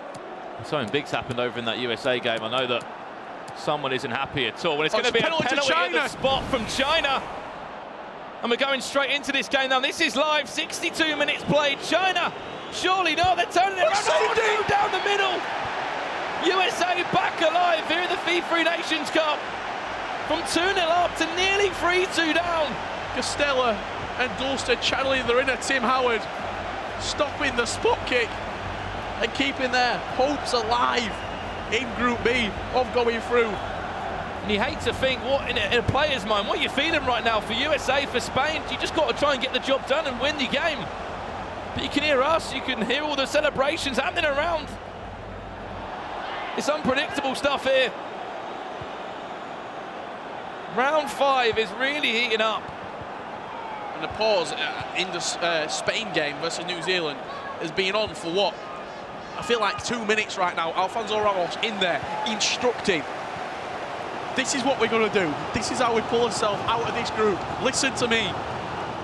Because at the moment, it's on goal difference how this group is being decided. USA or Spain? Who will be joining Mexico going through? The pause. Tell you what, China are playing some great FIFA right now. It's a 2v2, Rich. They're thriving in it. Ball across the box again. Back to R9 on the volley. Back to R9 again. Through the legs on the rebound. Saved. How has that not gone in? 18 minutes left. The United States need to win this game. If they have any hope of going through. New Zealand are doing their job for them. They're beating Spain 1-0. The States need a goal. 7 points to the name China. And they are still fighting like they have since round 1 in this competition. This is a chance. Good strength from R9 at the back. They beat Spain yesterday, Richard, round 4. That was the last game that China played in a 2v2. It was their first win. They're over the moon to get their first one to the bell. Here's a chance for USA. What a tackle from Maldini at the back. Heroic defending. Ronaldo to Ronaldo, and here trying to come again. Look at the... China's got better and better and better every single round. They got more comfortable every single round. Playing this live environment here in London. Travelled miles to be here. Miles to represent their nation. What a proud moment. And they're fighting all the way to the end. I've just seen Denmark celebrate a goal scored by the Netherlands. They're 1-0 up against Russia in Group D. We've kind of forgot about Group D. We've still got Group D going on. Yeah, we'll get Group B finalised, then we'll head over to Group D for the latter stages. The Netherlands, 20 minutes in, 1-0 up. Let's have a look at that goal. It came from a corner. El Tornado cross, Hullet rises, and who else? One of the best Dutch players of all time to send the Dutch into a 1-0 lead. They need a 4-0 victory in order to send them through on goal difference against Russia. You saw the goal go in. Danny just skip it. Let's get going again straight away. Here we go. This is one hell of a change now. 3 at the back from USA. They aren't messing around. They need a definite win. That is Group D as it stands. Denmark will go through top on 17 points. Russia 16 plus 1. Portugal 16, 0 goal difference. Portugal versus Australia is still taking place right now. If Portugal win that game, they'll go through. And if Russia turn their game round, they'll knock out Denmark. Everything still to play for. As we'll give you an update on Group D as we move through it, but got 7 minutes left in Group B. China have missed a penalty, a huge bit of heroic goalkeeping from Thibaut Courtois on its line to hook it away. New Zealand 1-0 up against Spain at the moment as well. Will there be a winner? Will there be any more drama? Surely there can't be. We've seen enough. There's slightly longer left in the Spain versus New Zealand game. We're only in the 78th minute over there. So it'll be a case of USA getting out of this game. They're going straight up to look at that Spain game. Goal difference sends Spain through at the moment. A goal is needed by USA. Could this be a bit of magic for them? Huge block defensively. China will come forward again. Just a little bit rushed in the final third. Eusebio, oh no, you saw the idea. Slightly too rushed in the end. And it'll be an added time chance. The last chance of proceedings here. What a story this will be for USA. Awful touch. Awful touch in the end. He's going to get one more chance, is it? It's not going to fall back to the United States. There you go, Ramos. This is the last chance. You always get one more chance. Everything has to be perfect from USA. Surely not. This could be the chance to send them through to the knockout from distance off the bar. Giuseppe Castella. Last All-Star kick of the game. Crashes against the crossbar. What an end to proceedings that could have been, and that will be haunting them on their minds now. The one chance in added time, and I think Spain, even if they lose, they'll be going through on goal difference. If they don't lose heavy, that is. As long as they don't concede 3 goals in the last 8 minutes, they're going through, Spain. Emotionless. All-Star and Giuseppe Castella. These are live scenes here from London at the FIFA eNations Cup. All the energy just drained out of him. Right now, Group B looks like it has been finalised with Spain and Mexico going through. We're going to jump over to Group D, where we're anything but finalised. And once again, a word on China. What a performance in the 2v2. You said it perfectly. 2-0 down. They've been more comfortable. They had a penalty. They nearly went 3-2 up. You talk about team spirit at these tournaments. We see it in heaps here at the FIFA eNations Cup. Over to Group D now. How long's left in that Spanish game? We just see that, what, there's 5 minutes left. New Zealand are 1-0 up. So, as you said, as long as they don't lose. 3 goals in the last 5 minutes. They would have done enough. The story for this group now then. If Portugal win and Russia win, Denmark will go down to 3rd. Portugal and Russia will go through. At the moment, though, Netherlands were 1-0 up when we last saw that game. The Netherlands need a 4-goal swing in their favour to send them through. And once again, Portugal-Australia. The first game was a 4-4 draw. The second game was a 0-0 draw. We're nearly at the 55th minute we're in that game, nearly at, and it's 0-0. Nothing to separate Portugal and Australia up to this point. You said it perfectly, though. 4 goals or more needed. Johan Cruyff Want to push it through to Mbappe. Can we see an incredible turnaround in this second half from Russia? Back to goal, went for a finesse. Unfortunately, that goes out for a throw-in. Does take a deflection though, so it will be a Dutch throw-in. Brought in by Marcelo. I'm sure we're going to see one hell of a reaction from either of these two teams if the miracle can happen. It's going to get to a stage where there's going to be a lot of panic for the Netherlands. They need goals. We can see the goal difference standings, how it all looks for them. Vieira at distance, why not? That's 2. And not only was it a massive reaction from the Netherlands, but a huge reaction from Denmark also. Denmark are literally saying, stop Russia getting any more points. Because they can knock us out if they win their game.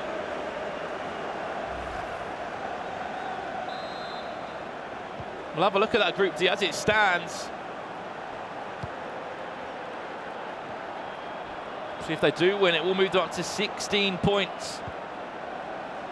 Final Netherlands. Final seconds in Spain versus New Zealand as well. Have they done enough? They're only 1-0 down. They are there. They should be through goal difference in the end. Spain, the duo of Chechem and Zidane. You've literally got Alfonso Ramos over their shoulders saying where to take this corner, where to put it in. Directing traffic. Here's Alfonso Ramos right now. Do not waste possession here. That is Group D as it stands right now. And they should be there. David Hay is up for the kick. In the end, there's been a goal back for Russia.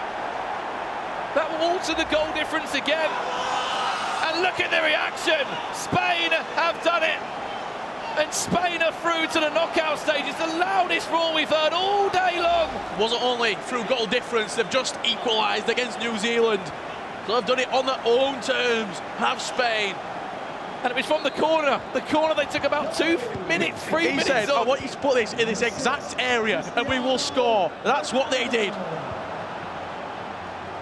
We thought it was full-time whistle as the equaliser against New Zealand. Because maybe they thought that they needed a point, maybe they thought they needed a win to definitely send them through.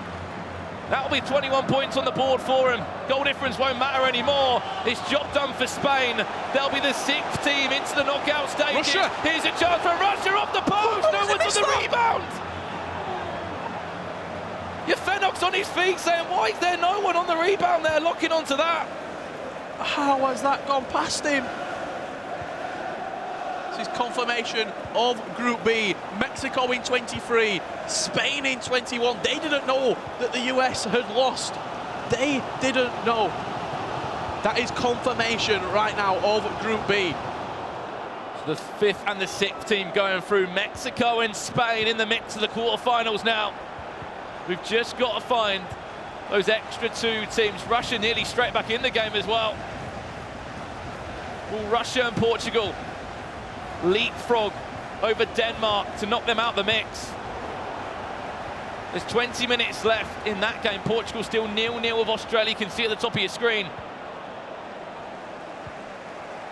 This is how Group D is currently looking in front of us, Richard. 3 teams on 16 points. The team that's top of that is on 17. It couldn't be any tighter, this. So tight is Group D. The goal difference is so close as well. +4, +2. 0 and -5 between the 4 sides. 4-4-2, second variation, quite a defensive formation from Russia. In the last 15-20 minutes here in these games in Group D. It may still be the morning here in the UK, but wow, it feels like we've been here all day, all the drama we have seen. FIFA eNations Cup living up. We said there were going to be passion. You said you can't replicate the same feeling that you get for representing your nation. And you've seen it in every single result right now. You can't see it at home. Denmark are literally praying for Netherlands to get this result, to stop Russia from getting a point or anything. If they did get a point, the goal difference will probably still take Denmark just in front of them. But if Portugal go and win their game, that'll put them to 17.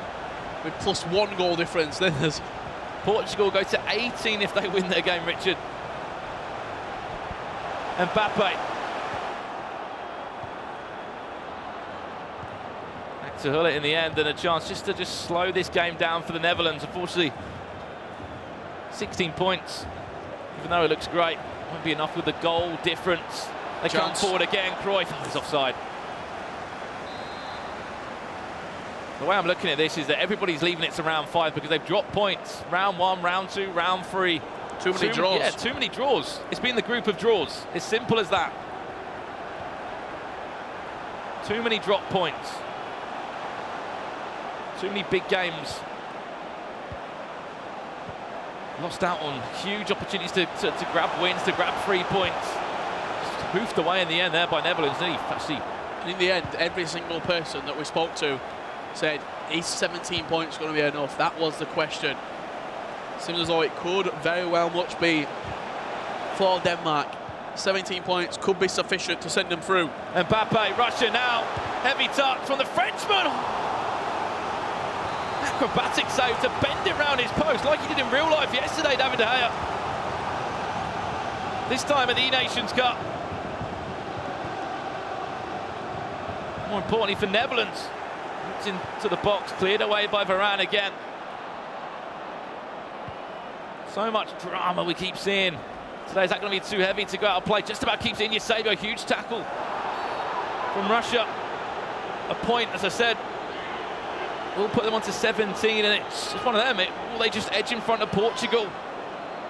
Portugal in their game have probably spent about 2.5 minutes doing custom tactics right now, making sure that every single player is in the right position that they want, because if Portugal can get a winner against Australia, we won't just send them through, we'll send them top of the pile. On 18 points. So as it stands with them drawing their own 16, so that they can turn that into a win, they'll jump up to 18. A point more than Denmark. And 2 points more than Russia if the score does stay like this.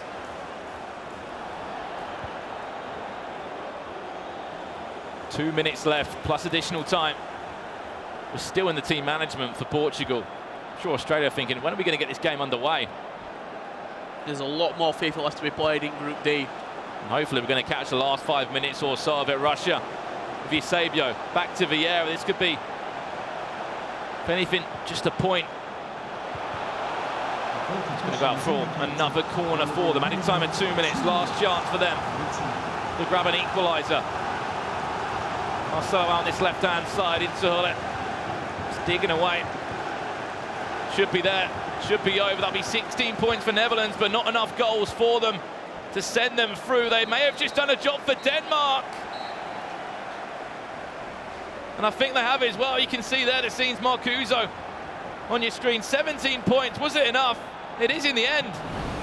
You can see Denmark going over there and thanking the Netherlands for their help in the end in that 2v2. Here's a lofted ball through to Portugal's Eusebio.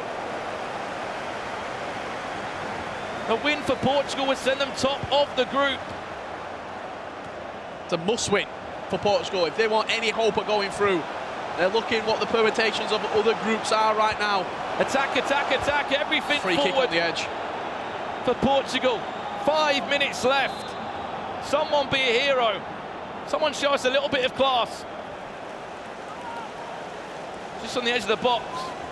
Messi's there as well. Everybody's over it. Hullet.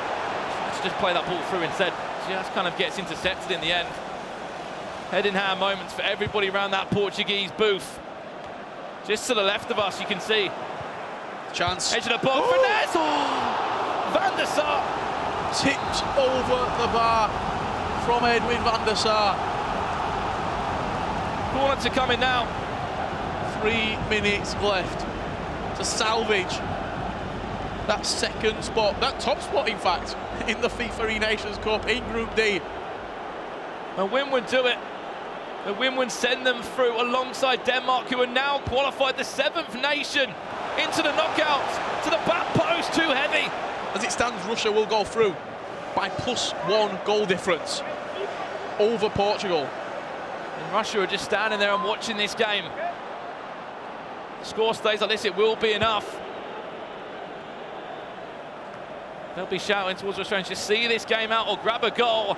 Portugal, one more chance. Is it going to fall? Free kick, good area. Oh God, added time. 30 yards out.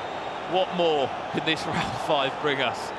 A late goal would just be the cherry on top of this cake.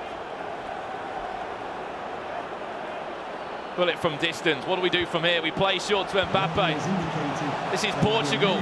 Turns back inside. Watch that back post for Ronaldo. The man from Madeira to be here. He's a hero in London. Cristiano Ronaldo. What a time to arrive, and what a time to send Portugal into the knockout stages. Last kick of the game. Portugal's most successful player ever does the deed for Tuga Renata. Wow, this tournament has given us everything, given everyone at home an incredible. They took a long time over that free kick. They didn't know what they wanted to do with it. It was quite a long way out. They said just recycle into a good area. Wow, Cristiano Ronaldo, the man for a big occasion. You know the stats he's got going forward. You know how deadly he can be in the attacking third. The minerals to be able to do that heel-to-heel flick inside the box in the last play of the entire game. I'm not sure if it was Arta or Tuga. That celebration shook this commentary desk, just to the left of us here where that Portuguese team is. They made all these tactical changes. You may be asking why are you taking so long on them for that exact moment, for that one chance that could do everything for this nation. And who else, Richard? Whether it's Eusebio, whether it was Cristiano Ronaldo, it would always be a fairy tale ending. Added time, have they done enough? They'll be going top of Group D, the 8th team into the knockout stages. They can smile and laugh about it. They've got about 10 more seconds to see this game out. Tuga and Rastarata. It's been a rocky ride in Group D. It's been a rocky ride for every single nation. What a finish to the group stages of the FIFA eNations Cup. I want to see that replay. I want to see that replay of that celebration, the goal, everything there was magical. That was FIFA eSports in a nutshell. The drama, the passion, the excitement that this tournament has brought with this format, this 2v2 format. Seconds remain. Portugal to go through with 18 points, top of Group D, alongside Denmark. They've done it! And they've done it in a dramatic style in the end as well. Tuga and Rastarata, they had to win. They simply had to win. If they stayed as drawing as 0-0, Russia would have gone through on goal difference. I'm speechless. What a finish. We're not even in the knockouts yet, Richard. We're not even in the knockouts. Let's go and have a look at that magical moment again that could be one of the best moments we have seen this weekend. And in time of 3 minutes, into Ronaldo, heel to heel, opened up some kind of space. And the reaction here, just to the left of us, they went absolutely insane with the celebrations. Look at Tuga there. Amazing stuff. Amazing season he has had as well. But these are the final results. This is round 5 concluded at the FIFA eNations Cup. Spain go through. They may have drew with New Zealand in the end in that 2v2 game, but it's job done for them. USA, painful way to leave the competition, wasn't it? But China, credit where it's due. Yeah, Spain go through in the end. You can see all the results from the final round of fixtures. Let's go and have a look at Group D. What a set of games. 4-4, 0-0. 1-0 90th minute winner in the 2v2 from Rastarata and Tuga. And then Russia versus Netherlands. 2 victories for the Netherlands, a 1-0 and a 2-1. Look at what it means for the tables. We finally have 8 teams going through to the knockouts. Team 5 and 6 will be Mexico and Spain. They'll be into the knockout stages now, Rich. And unfortunately, as we said, USA, New Zealand and China leaving the competition. Over in Group D as well. Who's Team 7 and 8 into the knockouts? Portugal and Denmark going through. What a finish. Portugal top the group in the most dramatic ending to a FIFA group stages that I might have ever seen. We saw this earlier on today. It was Group A. England dominant. 23 goal difference, 29 points. They only dropped 7 points in the entire group stages. Definitely, you'd say the one to watch out of the groups. Over in Group C, Brazil and Argentina, they were yesterday's news. They got the job done early on. 27 points in 25 to ensure that they would be the first two nations into the knockout stages. But overall, a fantastic round 5 of fixtures. I'm going to throw it to Anna now, who's joined by that Danish team that are through to the knockouts. Thanks, guys. I am here with the Denmark team.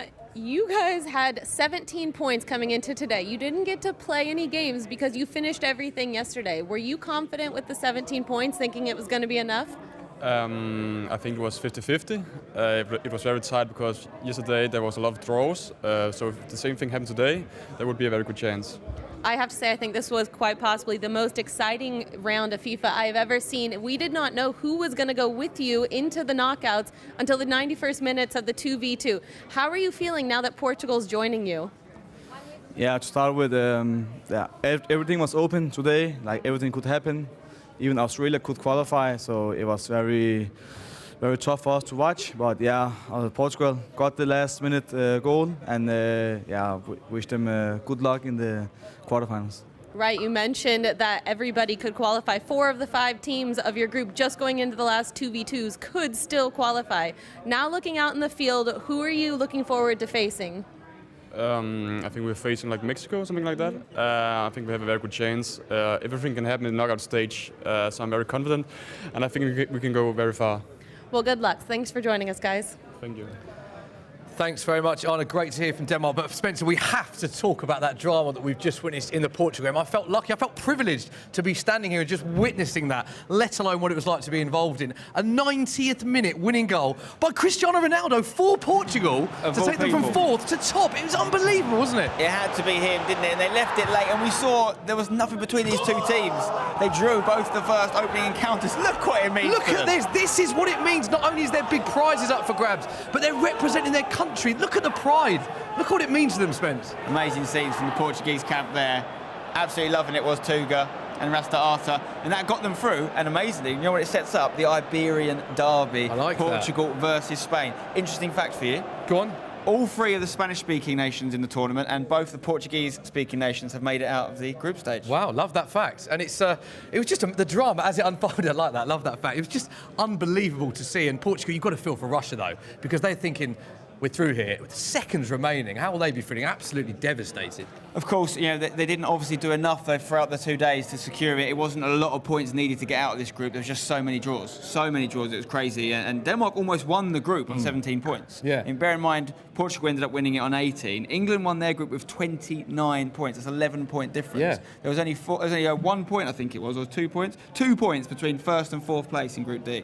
We've got to talk about Group D because there were so many people saying, what's going on? What are the permutations? Because there were so many teams that could qualify. You've got it there. Yeah. Were you surprised to see how low the scoring was in the sense that so many teams beat each other within that group? It was such a tight group throughout the whole day, wasn't it? Yeah, I mean, it's amazing entertainment. I guess I wasn't surprised in the sense that we called it as a very tight group. Like, we looked at the teams, we thought we weren't sure where it was going to go. You know, even Australia, who actually only picked up 1 win, still managed to get 10 points because they drew 7 games. So many draws. 7, almost 8. It was the last minute they would have drawn another one. But so the points were very evenly spread, which is why low total ultimately got Denmark and Portugal through. Okay, so just to confirm, that is the group stages done and dusted. We are now coming into the business end of the FIFA eNations Cup. And look at some of these fixtures we have, Spencer. England, which includes Tex, of course, the #1 ranked player in the Xbox, and Nicholas, who's been on great form, #1 ranked player in the PlayStation for Argentina. That is set to be an epic quarter-final.